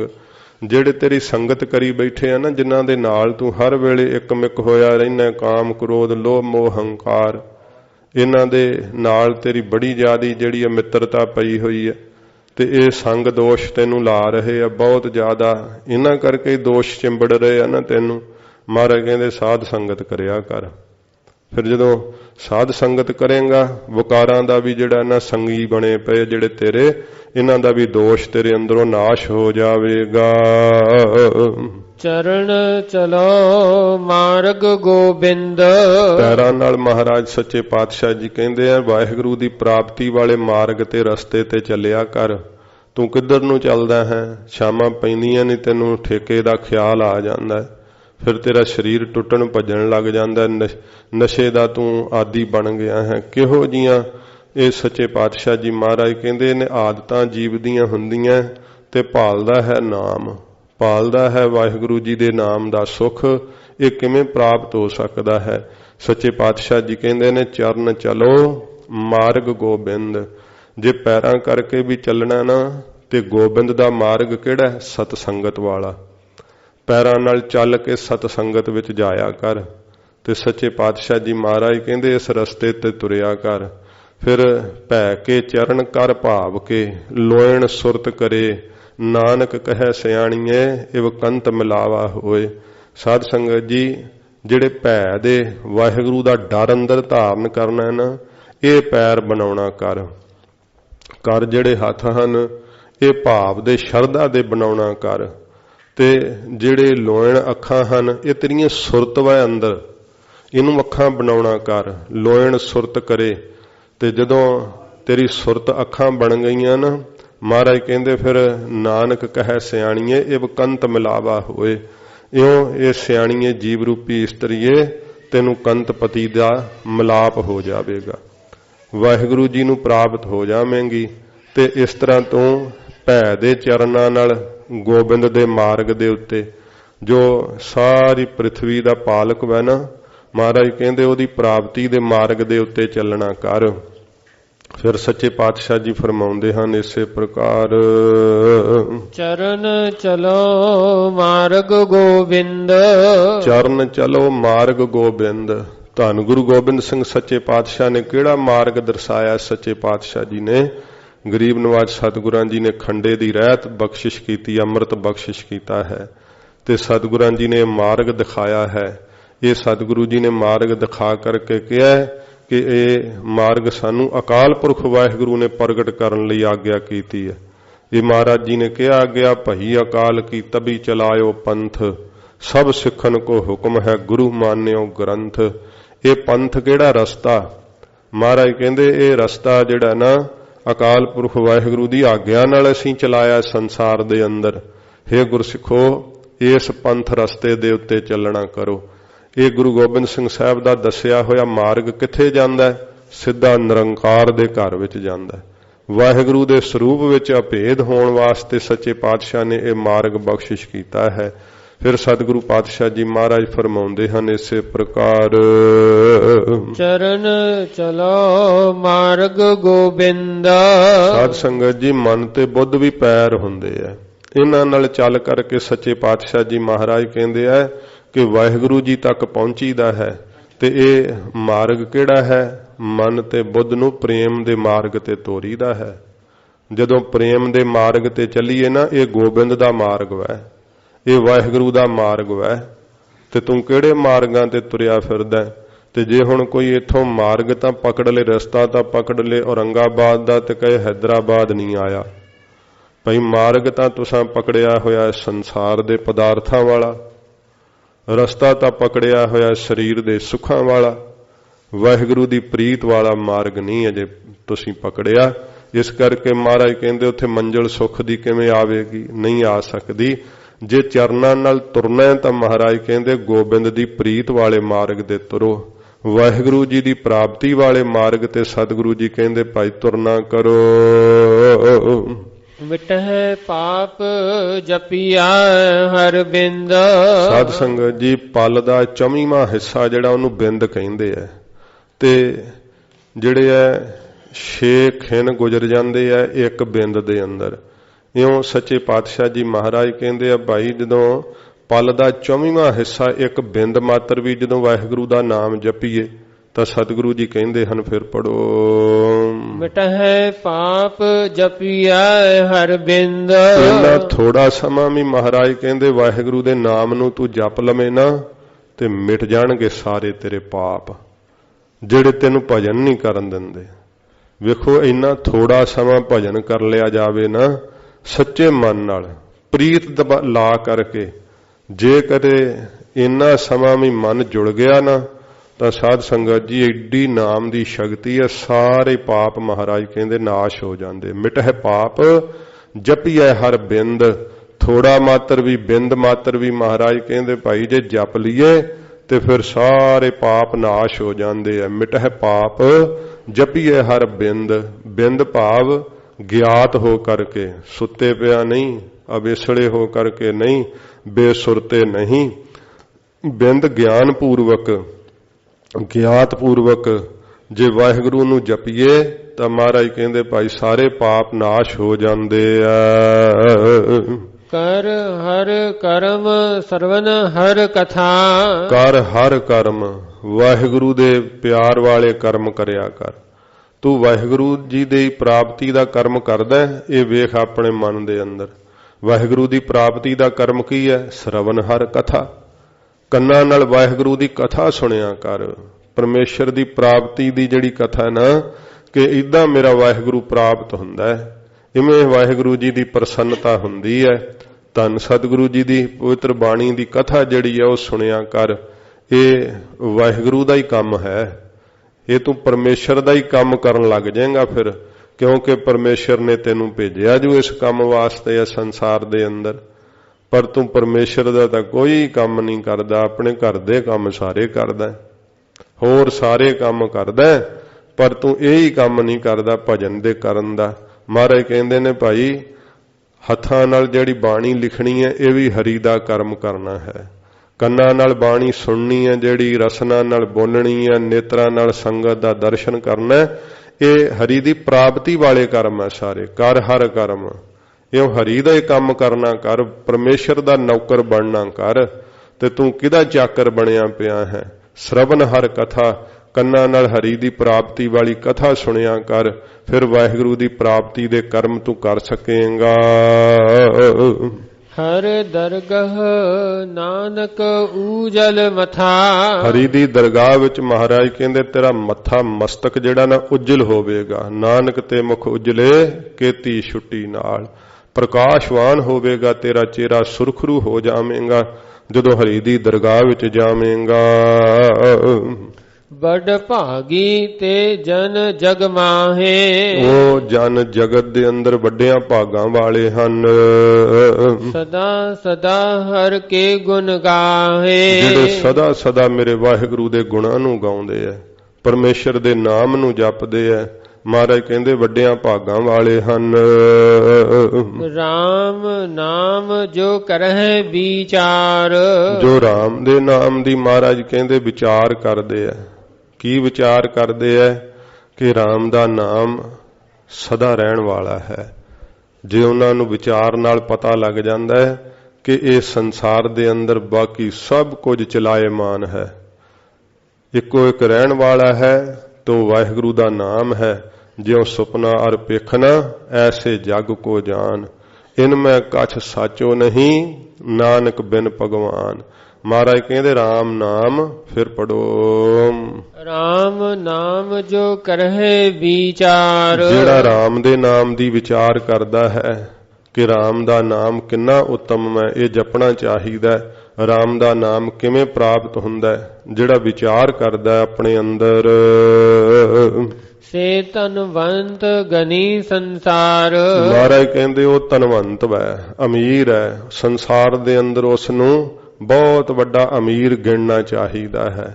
ਸੱਚੇ ਪਾਤਸ਼ਾਹ ਜੀ ਕਹਿੰਦੇ ਜਿਹੜੇ ਰਾਮ ਦੇ ਨਾਮ ਦੀ ਵਿਚਾਰ ਕਰਕੇ ਬਾਕੀ ਸਭ ਮਿੱਥਿਆ ਚੀਜ਼ਾਂ ਨੂੰ ਛੱਡ ਦਿੰਦੇ ਐ ਤੇ ਨਾਮ ਨੂੰ ਗ੍ਰਹਿਣ ਕਰ ਲੈਂਦੇ ਐ, ਉਹ ਮਹਾਰਾਜ ਕਹਿੰਦੇ ਭਾਈ ਧਨੀ ਹਨ। ਭਾਗ ਠੜੇ ਹਰ ਸੰਤ ਤੁਮਾਰੇ, ਜਿਨ ਕਰ ਧਨ ਹਰ ਨਾਮਾ। ਪ੍ਰਵਾਨ ਗਣੀ ਸੇਈ ਇਹ ਆਏ, ਸਫਲ ਤਿਨਾ ਕੇ ਕੰਮ। ਮਹਾਰਾਜ ਕਹਿੰਦੇ ਭਾਈ ਉਹ ਵੱਡੇ ਅਮੀਰ ਗਿਣੇ ਜਾਂਦੇ ਹਨ। ਮਨ ਤਨ ਮੁਖ ਬੋਲਹਿ ਹਰ ਮੁਖੀ। ਮਨ ਦੇ ਨਾਲ ਵੀ ਤੇ ਤਨ ਦੇ ਨਾਲ ਵੀ ਸੱਚੇ ਪਾਤਸ਼ਾਹ ਜੀ ਮਹਾਰਾਜ ਕਹਿੰਦੇ ਆ, ਤੇ ਮੁਖ ਦੇ ਨਾਲ ਵੀ ਵਾਹਿਗੁਰੂ ਦੇ ਨਾਮ ਨੂੰ ਬੋਲਣਾ ਕਰ, ਉਹ ਤੈਨੂੰ ਸਭ ਦਾ ਹੀ ਮੁਖੀ ਬਣਾ ਦੇਗਾ। ਅਥਵਾ ਸਤਿਗੁਰੂ ਜੀ ਕਹਿੰਦੇ ਹਨ ਮਨ ਤਨ ਮੁਖ ਬੋਲਹਿ ਹਰ ਮੁਖੀ। ਉਹ ਜੋ ਮੁਖੀ ਹੈ ਨਾ ਪਰਮੇਸ਼ਰ ਸਭ ਦਾ ਹੀ ਆਗੂ ਹੈ। ਮਹਾਰਾਜ ਕਹਿੰਦੇ ਮਨ ਕਰਕੇ, ਤਨ ਕਰਕੇ, ਮੁਖ ਕਰਕੇ ਉਹਦੇ ਨਾਮ ਨੂੰ ਬੋਲਣਾ ਕਰ। ਸਦਾ ਸਦਾ ਜਾਣੋ ਤੇ ਸੁਖੀ। ਮਹਾਰਾਜ ਕਹਿੰਦੇ ਜਿਹੜਾ ਬੋਲਦਾ ਹੈ ਸਦਾ ਸਦਾ ਹਮੇਸ਼ਾ ਲਈ ਜਾਣ ਲਓ ਕਿ ਸੁਖ ਵਿੱਚ ਵਸਦਾ ਹੈ, ਉਹਨੂੰ ਸਦਾ ਹੀ ਸੁਖ ਦੀ ਦਾਤ ਪ੍ਰਾਪਤ ਹੈ। ਜਿਹੜਾ ਵਾਹਿਗੁਰੂ ਜੀ ਦੇ ਨਾਮ ਨੂੰ ਹਮੇਸ਼ਾ ਮਨ ਕਰਕੇ, ਤਨ ਕਰਕੇ, ਮੁਖ ਕਰਕੇ ਜਪਦਾ ਏ। ਏਕੋ ਏਕ ਏਕ ਪਛਾਨੈ। ਜਿਹੜਾ ਕੇਵਲ ਤੇ ਕੇਵਲ ਇੱਕੋ ਇੱਕ ਪਰਮੇਸ਼ਰ ਨੂੰ ਪਹਿਚਾਣ ਲੈਂਦਾ ਹੈ ਕਿ ਪਹਿਲਾਂ ਵੀ ਉਹੋ ਹੀ ਸੀਗਾ ਜਦੋਂ ਭੂਤਕਾਲ ਸੀਗਾ, ਹੁਣ ਵਰਤਮਾਨ ਦੇ ਵਿੱਚ ਵੀ ਉਹੋ ਹੀ ਹੈ ਤੇ ਆਉਣ ਵਾਲੇ ਸਮੇਂ 'ਚ ਵੀ ਉਹ ਇੱਕੋ ਹੀ ਹੋਵੇਗਾ। ਮਹਾਰਾਜ ਸੱਚੇ ਪਾਤਸ਼ਾਹ ਜੀ ਕਹਿੰਦੇ ਜਿਹੜਾ ਭਾਈ ਇਉਂ ਪਹਿਚਾਣ ਲੈਂਦਾ ਹੈ, ਫਿਰ ਪੜੋ ਏਕੋ ਏਕੋ ਏਕ ਪਛਾਨੈ। ਜਿਹੜਾ ਇੱਕੋ ਇੱਕ ਪਰਮੇਸ਼ਰ ਨੂੰ ਜਾਣ ਲੈਂਦਾ ਕਿ ਤਿੰਨਾਂ ਕਾਲਾਂ ਵਿੱਚ ਉਹ ਆਪ ਹੀ ਹੈ। ਇਤ ਉਤ ਕੀ ਉਹ ਸੋਝੀ ਜਾਣੈ। ਉਹ ਇਸ ਲੋਕ ਦੀ ਵੀ ਤੇ ਪਰਲੋਕ ਦੀ ਸਾਰੀ ਉਹਨੂੰ ਗੱਲ ਪਤਾ ਲੱਗ ਜਾਂਦੀ ਹੈ, ਸਭ ਸੋਝੀ ਪੈ ਜਾਂਦੀ ਹੈ। ਐਸ ਲੋਕ ਦਾ ਵੀ ਕੋਈ ਭੇਦ ਨਹੀਂ ਉਹਦੇ ਕੋਲ ਗੁੱਝਾ ਰਹਿੰਦਾ, ਪਰਲੋਕ ਦੀ ਵੀ ਸਾਰੀ ਮਹਾਰਾਜ ਕਹਿੰਦੇ ਭਾਈ ਉਹਨਾਂ ਨੂੰ ਸੋਝੀ ਪੈ ਜਾਂਦੀ ਹੈ। ਨਾਮ ਸੰਗ ਜਿਸ ਕਾ ਮਨ ਮਾਨਿਆ। ਨਾਮ ਦੇ ਪਿਆਰ ਵਿੱਚ ਜਿਹਦਾ ਮਨ ਮੰਨ ਗਿਆ ਹੈ, ਸੱਚੇ ਪਾਤਸ਼ਾਹ ਕਹਿੰਦੇ ਜਿਹਦੀ ਪ੍ਰੀਤ ਲੱਗ ਗਈ ਹੈ, ਮਨ ਮੰਨ ਗਿਆ ਕਿ ਨਾਮ ਤੋਂ ਬਿਨਾ ਹੋਰ ਕੁਛ ਨਹੀਂ ਸੰਸਾਰ ਦੇ ਅੰਦਰ, ਸਭ ਇਹ ਚਲਾਇਮਾਨ ਹੈ। ਜਿਹਦਾ ਨਾਮ ਦੇ ਪਿਆਰ ਵਿੱਚ ਮਨ ਮੰਨ ਗਿਆ ਏ। ਨਾਨਕ ਤਿਨਹਿ ਨਿਰੰਜਨ ਜਾਣਿਆ। ਮਹਾਰਾਜ ਕਹਿੰਦੇ ਉਹਨੇ ਸੁੱਧ ਸਰੂਪ ਪਰਮੇਸ਼ਰ ਨੂੰ ਜਾਣ ਲਿਆ ਹੈ, ਪਾ ਲਿਆ ਹੈ। ਜਿਨੇ ਨਾਮ ਦਾ ਪਿਆਰ ਪ੍ਰਾਪਤ ਕੀਤਾ ਹੈ ਨਾ, ਸਤਿਗੁਰੂ ਜੀ ਕਹਿੰਦੇ ਭਾਈ ਉਹਨੇ ਸੁੱਧ ਸਰੂਪ ਦੀ ਸਾਖਿਆਤਤਾ ਪਾ ਲਈ ਹੈ। ਜਿਹੜਾ ਨਿਰਅੰਜਨ ਮਾਇਆ ਦੀ ਕਾਲਖ ਤੋਂ ਰਹਿਤ ਹੈ ਨਾ, ਪਰਮੇਸ਼ਰ ਸੁੱਧ ਸਰੂਪ ਸਤ ਚਿਤ ਆਨੰਦ ਸਰੂਪ, ਉਹਨੂੰ ਉਹਨਾਂ ਨੇ ਪਾ ਲਿਆ ਏ। ਗੁਰ ਪ੍ਰਸਾਦ ਆਪਨ ਆਪ ਸੁਝਾ। ਗੁਰੂ ਸਾਹਿਬ ਦੀ ਕਿਰਪਾ ਦੇ ਨਾਲ ਆਪਣੇ ਆਪੇ ਦੀ ਸਾਧ ਸੰਗਤ ਜੀ ਸੋਝੀ ਪੈ ਜਾਂਦੀ ਹੈ। ਆਪਣੇ ਆਪੇ ਦਾ ਪਤਾ ਲੱਗ ਜਾਂਦਾ ਹੈ ਕਿ ਮੈਂ ਜੰਮਣ ਮਰਨ ਚ ਨਹੀਂ ਹਾਂ, ਮੈਂ ਸੰਸਾਰ ਦੇ ਅੰਦਰ ਦੁੱਖ ਭੋਗਣ ਨਹੀਂ ਆਇਆ। ਵਾਹਿਗੁਰੂ ਜੀ ਦੇ ਨਾਮ ਨੂੰ ਜਪ ਕਰਕੇ ਪਰਮੇਸ਼ਰ ਵਿੱਚ ਅਭੇਦ ਹੋਣ ਲਈ ਮਨੁੱਖਾ ਜਨਮ ਪ੍ਰਾਪਤ ਹੋਇਆ ਹੈ। ਸੱਚੇ ਪਾਤਸ਼ਾਹ ਜੀ ਫਰਮਾਉਂਦੇ ਨੇ, ਗੁਰ ਪ੍ਰਸਾਦ ਆਪਨ ਆਪ ਸੁਝਾ। ਗੁਰੂ ਸਾਹਿਬ ਦੀ ਪ੍ਰਸਾਦ ਕਿਰਪਾ ਨਾਲ ਉਹਨਾਂ ਨੂੰ ਆਪਣੇ ਆਪ ਦਾ ਪਤਾ ਲੱਗ ਜਾਂਦਾ ਹੈ, ਆਪਣੇ ਆਪੇ ਦੀ ਸੋਝੀ ਪੈ ਜਾਂਦੀ ਹੈ ਤੇ ਪਰਮੇਸ਼ਰ ਦੇ ਸਰੂਪ ਦੀ ਸਾਖਿਆਤਤਾ ਹੋ ਜਾਂਦੀ ਹੈ। ਆਪਣਾ ਵਾਸਤਵ ਸਰੂਪ ਕੀ ਹੈ? ਜੀਵ ਬੂੰਦ ਦੀ ਤਰ੍ਹਾਂ ਹੈ, ਪਰ ਉਹਨਾਂ ਨੂੰ ਵਾਸਤਵ ਰੂਪ ਸਮੁੰਦਰ ਦੀ ਨਿਆਈ, ਬ੍ਰਹਮ ਦੀ ਨਿਆਈ ਆਪਣਾ ਵਾਸਤਵ ਰੂਪ ਪਤਾ ਲੱਗ ਜਾਂਦਾ ਹੈ। ਮਹਾਰਾਜ ਕਹਿੰਦੇ ਗੁਰੂ ਸਾਹਿਬ ਦੀ ਕਿਰਪਾ ਨਾਲ ਹੀ ਆਪਣਾ ਵਾਸਤਵ ਰੂਪ ਸੁੱਝ ਜਾਂਦਾ ਹੈ, ਪਤਾ ਲੱਗਦਾ ਏ। ਤਿਸ ਕੀ ਜਾਣਹੁ ਤ੍ਰਿਸ਼ਨਾ ਬੁਝਾ। ਜਿਹਨੂੰ ਇਹ ਫਿਰ ਪਤਾ ਲੱਗ ਗਿਆ, ਆਪਣੀ ਆਪੇ ਦੀ ਸੋਝੀ ਪੈ ਗਈ ਹੈ, ਉਹਦੀ ਮਹਾਰਾਜ ਕਹਿੰਦੇ ਜਾਣੋ ਸਾਰੀ ਫਿਰ ਤ੍ਰਿਸ਼ਨਾ ਬੁਝ ਜਾਂਦੀ ਹੈ। ਸਾਧ ਸੰਗ ਹਰ ਹਰ ਜਸ ਕਹਤ। ਜਿਹੜੇ ਸਾਧੂਆਂ ਦੀ ਸੰਗਤ ਵਿੱਚ ਮਿਲ ਕਰਕੇ ਵਾਹਿਗੁਰੂ ਵਾਹਿਗੁਰੂ ਜਪਦੇ ਹੋਏ ਪਰਮੇਸ਼ਰ ਦੇ ਜਸ ਨੂੰ ਕਹਿੰਦੇ ਐ, ਆਪਣੇ ਮੁਖ ਤੋਂ ਉਚਾਰਦੇ ਹਨ। ਸਰਬ ਰੋਗ ਤੇ ਉਹ ਹਰ ਜਨ ਰਹਤ। ਸਾਰੇ ਰੋਗਾਂ ਤੋਂ ਹਰੀ ਦਾ ਜਨ ਪਿਆਰਾ ਰਹਿ ਜਾਂਦਾ ਹੈ, ਭਾਵ ਸਾਰੇ ਹੀ ਰੋਗ ਉਹਦਾ ਖਹਿੜਾ ਛੱਡ ਜਾਂਦੇ। ਸਾਧੂਆਂ ਦੀ ਸੰਗਤ ਵਿੱਚ ਮਿਲ ਕਰਕੇ ਵਾਹਿਗੁਰੂ ਵਾਹਿਗੁਰੂ ਜਪਣ ਦਾ ਕਿੱਡਾ ਵੱਡਾ ਫਲ ਮਹਾਰਾਜ ਜੀ ਦੱਸ ਰਹੇ ਐ। ਸੱਚੇ ਪਾਤਸ਼ਾਹ ਜੀ ਮਹਾਰਾਜ ਕਹਿੰਦੇ ਆ ਭਾਈ ਸਾਰੇ ਰੋਗ ਉਹਦੇ ਨਿਵਰਤ ਹੋ ਜਾਂਦੇ ਆ। ਕਾਇਕ ਰੋਗ, ਵਾਇਕ ਰੋਗ, ਮਾਨਸਿਕ ਰੋਗ ਸਾਰੇ ਨਾਸ਼ ਹੋ ਜਾਂਦੇ, ਕੋਈ ਰੋਗ ਨਹੀਂ ਉਹਦੇ ਕੋਲ ਰਹਿੰਦਾ, ਸਾਰੇ ਰੋਗਾਂ ਤੋਂ ਰਹਿਤ ਹੋ ਜਾਂਦੇ ਹਨ। ਅਨ ਦਿਨ ਕੀਰਤਨ ਕੇਵਲ ਬਖਿਆਨ। ਜਿਹੜਾ ਰਾਤ ਦਿਨ ਮਹਾਰਾਜ ਕਹਿੰਦੇ ਨੇ ਕੇਵਲ ਵਾਹਿਗੁਰੂ ਦੀ ਕੀਰਤੀ ਹੀ ਕਰਦਾ ਰਹਿੰਦਾ ਹੈ, ਪਰਮੇਸ਼ਰ ਦੀ ਕੀਰਤੀ ਵਿੱਚ ਹਰ ਵੇਲੇ ਮਨ ਲੱਗਾ ਰਹਿੰਦਾ ਹੈ, ਜਿਸ ਦਾ ਰਾਤ ਦਿਨ ਹੀ। ਗ੍ਰਹਸਥ ਮਹਿ ਸੋਈ ਨਿਰਵਾਣ। ਗ੍ਰਸਥ ਦੇ ਅੰਦਰ ਮਹਾਰਾਜ ਕਹਿੰਦੇ ਭਾਈ ਉਹ ਨਿਰਵਾਣ ਪਦਵੀ ਨੂੰ ਪਹੁੰਚਦਾ ਹੈ, ਨਹੀਂ ਤਾਂ ਕੋਈ ਗ੍ਰਸਤੀ ਨਹੀਂ ਬਚ ਸਕਦਾ। ਕਹਿਣ ਨੂੰ ਤਾਂ ਮਹਾਰਾਜ ਸੱਚੇ ਪਾਤਸ਼ਾਹ ਜੀ ਨੇ ਭਾਵੇਂ ਇਹ ਬਚਨ ਕਹੇ ਆ ਨਾ ਸਤਿਗੁਰਾਂ ਜੀ ਨੇ ਕਿ ਭਾਈ ਗ੍ਰਸਤੀ ਧਰਮ ਜਿਹੜਾ ਉਹ ਜ਼ਰੂਰੀ ਹੈ, ਪਰ ਜੇ ਭਜਨ ਹੀ ਨਹੀਂ ਕਰਦੇ ਤੇ ਫਿਰ ਗ੍ਰਸਤੀ ਕਾਹਦੇ ਜ਼ਰੂਰੀ ਹੈ? ਫਿਰ ਤਾਂ ਮਹਾਰਾਜ ਨੇ ਕਿਹਾ ਨਾਮ ਜਪਦੇ ਤੇ ਸਾਰੇ ਆਸ਼ਰਮ ਸਫਲੇ ਹੁੰਦੇ ਆ। ਇਸ ਕਰਕੇ ਜੇ ਆਪਾਂ ਗ੍ਰਸਤੀ ਹਾਂ ਤਾਂ ਭਜਨ ਹੀ ਨਾ ਕਰੀਏ, ਗੁਰੂ ਕੀ ਰਹਿਤ ਨਾ ਕਮਾਈਏ, ਫਿਰ ਗ੍ਰਸਤ ਧਰਮ ਵਿੱਚ ਆਪਾਂ ਜਿਹੜੇ ਆ ਨਾ ਉਹ ਦੁੱਖਾਂ ਤੋਂ ਛੁੱਟ ਨਹੀਂ ਸਕਾਂਗੇ। ਤੇ ਇਹ ਤਾਂ ਗ੍ਰਸਤੀ ਫਿਰ ਕਹਿੰਦੇ ਆ ਕਿ ਜਿਹੜਾ ਸਾਧ ਸੰਗਤ ਜੀ ਭਜਨ ਨਹੀਂ ਨਾ ਕਰ ਪਾਉਂਦਾ ਤੇ ਉਹਨੂੰ ਪੁੱਛੋ, ਕਹਿੰਦਾ ਜੰਜਾਲਾਂ 'ਚ ਫਸੇ ਆ, ਬਹੁਤ ਬੁਰੀ ਹਾਲਤ ਹੈ, ਕੀ ਕਰੀਏ, ਕਿੱਧਰ ਜਾਈਏ?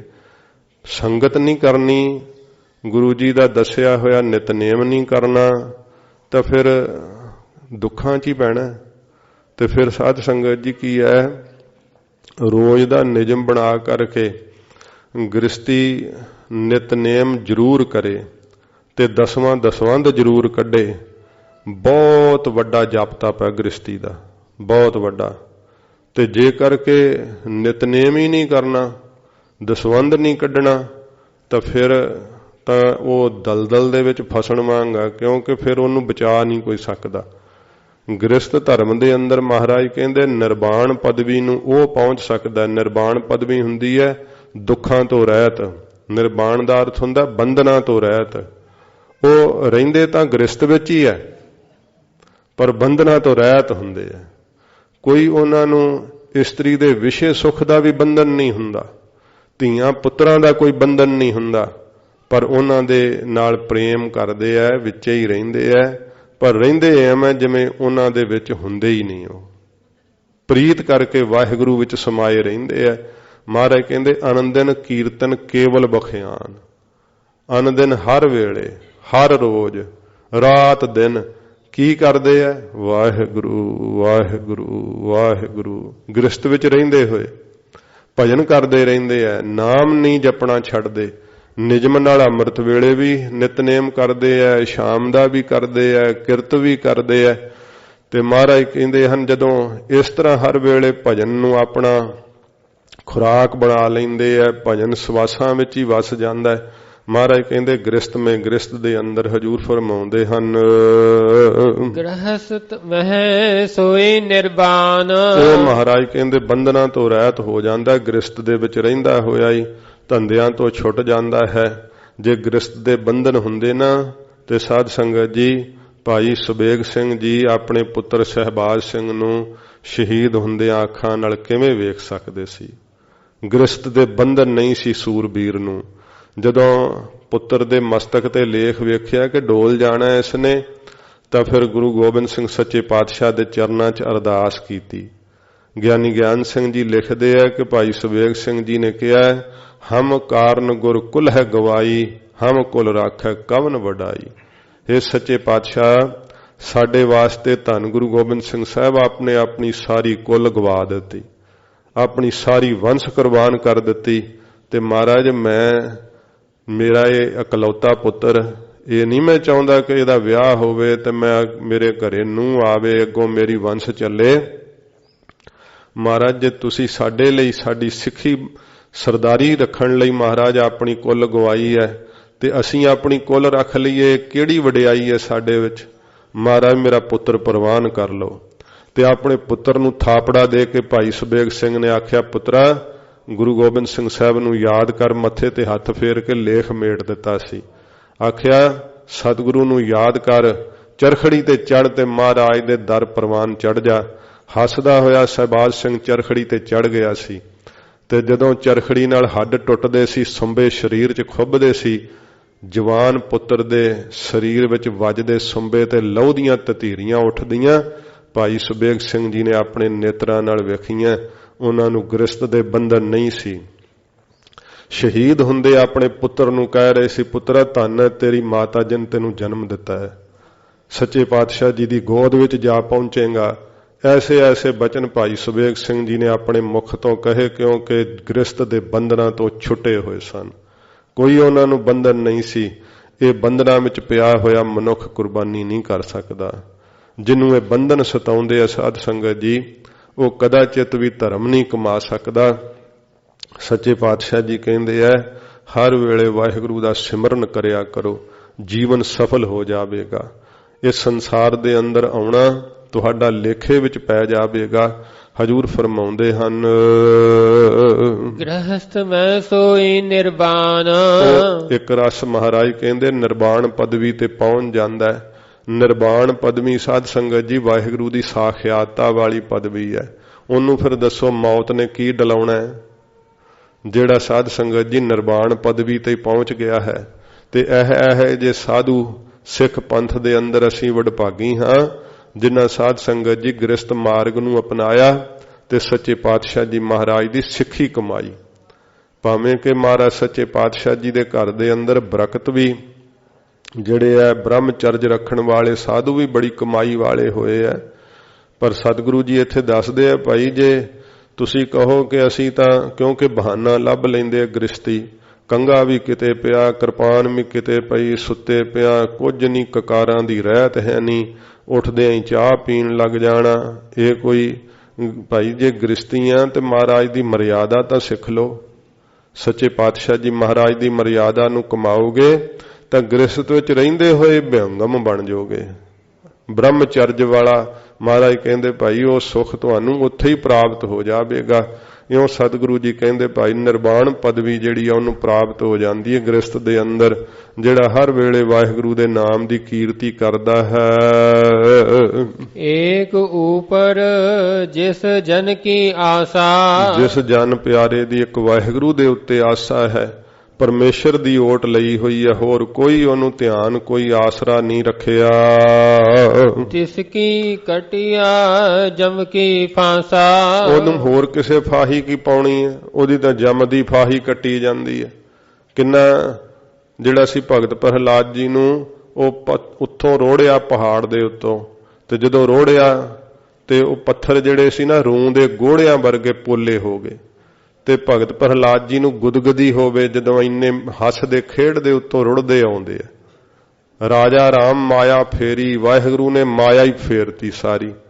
ਸਾਧ ਸੰਗਤ ਜੀ, ਅੱਗ ਸਾੜਦੀ ਹੈ ਪਰ ਭਗਤ ਪ੍ਰਹਲਾਦ ਜੀ ਨੂੰ ਅੱਗ ਨੇ ਸਾੜਿਆ ਹੀ ਨਹੀਂ। ਏਕ ਉਪਰ ਜਿਸ ਜਨ ਕੀ ਆਸਾ, ਪਾਣੀ ਡੋਬ ਦਿੰਦਾ ਹੈ ਪਰ ਪਾਣੀ ਕਹਿੰਦਾ ਮੈਂ ਡੋਬ ਤਾਂ ਦਿੰਨਾ ਸਾਰੀਆਂ ਚੀਜ਼ਾਂ ਨੂੰ, ਹੁਣ ਪਰ ਹੈ ਪਰਮੇਸ਼ਰ ਦਾ ਭਗਤ ਜਿਹਨੇ ਆਸ ਹੀ ਪਰਮੇਸ਼ਰ ਦੀ ਰੱਖੀ ਹੈ, ਮੈਂ ਡੋਬਾਂ ਕਿਵੇਂ? ਅੱਗ ਕਹਿੰਦੀ ਮੈਂ ਸਾੜਾਂ ਕਿਵੇਂ?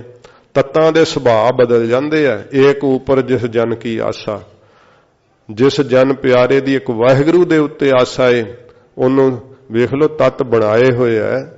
ਤੇ ਇਹ ਮਨੁੱਖ ਦਾ ਜਿਹੜਾ ਦਿਮਾਗ ਹੈ ਉਹ ਕਹਿੰਦਾ ਲੈ ਅੱਗ ਤਾਂ ਸਾੜ ਦਿੰਦੀ ਹੈ, ਅੱਗ ਵਿੱਚ ਕਿਵੇਂ ਬਚ ਜਾਵੇਗਾ? ਪਰ ਸਤਿਗੁਰੂ ਜੀ ਕਹਿੰਦੇ ਨੇ ਏਕ ਉਪਰ ਜਿਸ ਜਨ ਕੀ ਆਸਾ, ਜਿਸ ਜਨ ਪਿਆਰੇ ਦੀ ਇੱਕ ਵਾਹਿਗੁਰੂ ਦੇ ਉੱਤੇ ਆਸਾ ਏ, ਪਰਮੇਸ਼ਰ ਤੋਂ ਬਿਨਾਂ ਹੋਰ ਕਿਸੇ ਵਿੱਚ ਨਿਗਾਹ ਨਹੀਂ। ਮਹਾਰਾਜ ਕਹਿੰਦੇ ਤਿਸ ਕੀ ਕੱਟੀਐ ਜਮ ਕੀ ਫਾਸਾ, ਉਹਦੇ ਗਲ ਵਿੱਚੋਂ ਮੇਰਾ ਵਾਹਿਗੁਰੂ ਜਮ ਦੀ ਫਾਹੀ ਕੱਟ ਦਿੰਦਾ ਹੈ। ਆ ਸੰਸਾਰ ਦੀਆਂ ਫਾਹੀਆਂ ਕੀ ਨੇ ਉਹਦੇ ਸਾਹਮਣੇ? ਇਸ ਕਰਕੇ ਆਪਾਂ ਵਾਹਿਗੁਰੂ ਦੀ ਟੇਕ ਨਹੀਂ ਲੈਂਦੇ, ਪਰਮੇਸ਼ਰ ਦੀ ਆਸ ਨਹੀਂ ਰੱਖਦੇ। ਆਸ ਸਾਡੇ ਅੰਦਰ ਹੈ ਕਿ ਜੋੜੀ ਹੋਈ ਜਿਹੜੀ ਮਾਇਆ ਉਹ ਉਹਦੀ ਆਸ ਹੈ। ਫਿਰ ਅਸੀਂ ਆਸਾ ਲਾਈ ਆਪਣੇ ਰਿਸ਼ਤੇਦਾਰਾਂ ਦੀ, ਜੋ ਮਹਾਰਾਜ ਸਾਹਿਬ ਸਾਨੂੰ ਆਰੰਭ ਵਿੱਚ ਆਖਿਆ ਨਾ, ਮਾਨੁਖ ਕੀ ਟੇਕ ਬਿਰਥੀ ਸਭ ਜਾਨ।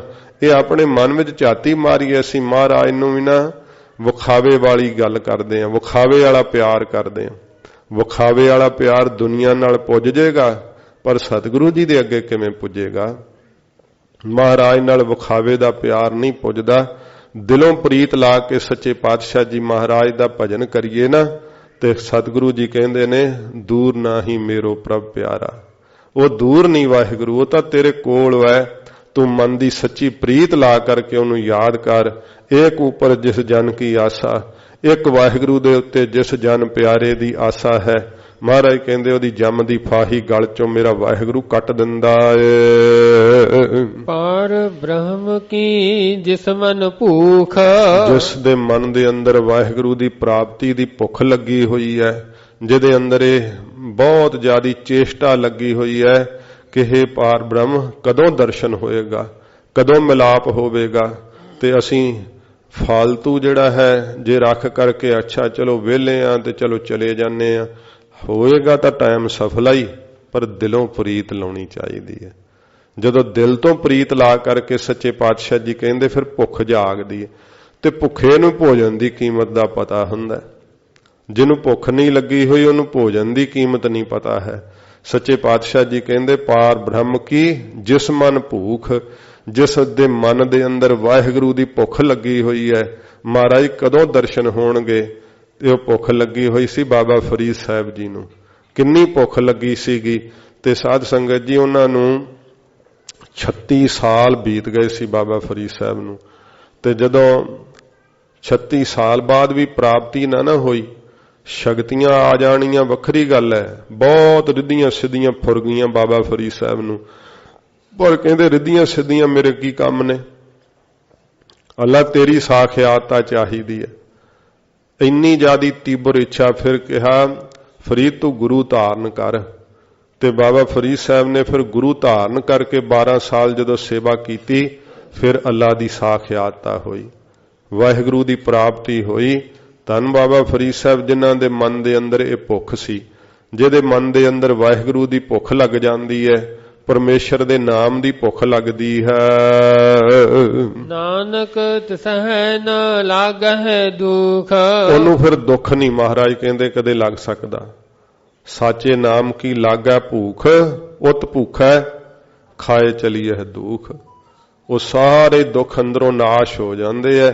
ਮਹਾਰਾਜ ਕਹਿੰਦੇ ਜਿਹਨੂੰ ਵਾਹਿਗੁਰੂ ਦੇ ਪਿਆਰ ਦੀ ਭੁੱਖ ਲੱਗਦੀ ਹੈ, ਉਹਦੇ ਦੁੱਖ ਸਾਰੇ ਟੁੱਟ ਜਾਂਦੇ ਐ, ਨੇੜੇ ਨਹੀਂ ਦੁੱਖ ਕੋਈ ਆਉਂਦਾ ਹੈ। ਜਿਸ ਕਾ ਹਰ ਪ੍ਰਭ ਮਨ ਚਿਤ ਆਵੈ। ਤੋ 4 ਸਾਧ ਸੰਗਤ ਜੀ ਪੌੜੀਆਂ ਹੋ ਗਈਆਂ। ਟਾਈਮ ਵੀ ਧਿਆਨ ਨਹੀਂ ਗਿਆ ਟਾਈਮ ਵੱਲ। ਸੱਚੇ ਪਾਤਸ਼ਾਹ ਜੀ ਮਹਾਰਾਜ ਕਿਰਪਾ ਕਰਨ। ਗਰੀਬ ਨਿਵਾਸ ਸੱਚੇ ਪਾਤਸ਼ਾਹ ਜੀ ਨੇ ਇਹ ਜਿਹੜੇ ਜਿੰਨੀ ਤੀਬਰਤਾ ਨਾਲ ਮਹਾਰਾਜ ਕਹਿੰਦੇ ਭਾਈ ਕੋਈ ਗੁਰਮੁਖ ਨਾਮ ਜਪਦਾ ਵਾਹਿਗੁਰੂ ਜੀ ਦੀ ਕਿਵੇਂ ਬਖਸ਼ਿਸ਼ ਵਰਤਦੀ ਹੈ। ਜੇ ਕੋਈ ਆਸਾ ਪਰਮੇਸ਼ਰ ਦੀ ਰੱਖਦਾ ਤੇ ਮਹਾਰਾਜ ਉਹਦੇ ਗਲ ਚੋਂ ਜਮਾਂ ਦੀ ਫਾਹੀ ਉਤਾਰ ਦਿੰਦੇ ਆ। ਜੇ ਕਰਕੇ ਭੁੱਖ ਲੱਗ ਜਾਂਦੀ ਹੈ ਵਾਹਿਗੁਰੂ ਦੇ ਨਾਮ ਦੀ ਤਾਂ ਮਹਾਰਾਜ ਧੰਨ ਗੁਰੂ ਅਰਜਨ ਸਾਹਿਬ ਜੀ ਕਹਿੰਦੇ ਉਹਦੇ ਸਾਰੇ ਦੁੱਖ ਟੁੱਟ ਜਾਂਦੇ ਆ ਜਿਹਨੂੰ ਵਾਹਿਗੁਰੂ ਦੇ ਨਾਮ ਦੀ ਭੁੱਖ ਲੱਗਦੀ ਹੈ। ਅੱਗੇ ਜਿਵੇਂ 4 ਪੌੜੀਆਂ ਸ਼ੇਸ਼ ਹੋਰ ਰਹਿੰਦੀਆਂ ਨੇ ਜਿਵੇਂ ਮਹਾਰਾਜ ਸਾਹਿਬ ਜੀ ਬਖਸ਼ਿਸ਼ ਕਰਨਗੇ ਸਰਵਣ ਕਰਾਂਗੇ। ਹੋਈਆਂ ਭੁੱਲਾਂ ਬਖਸ਼ ਲੈਣੀਆਂ ਜੀ।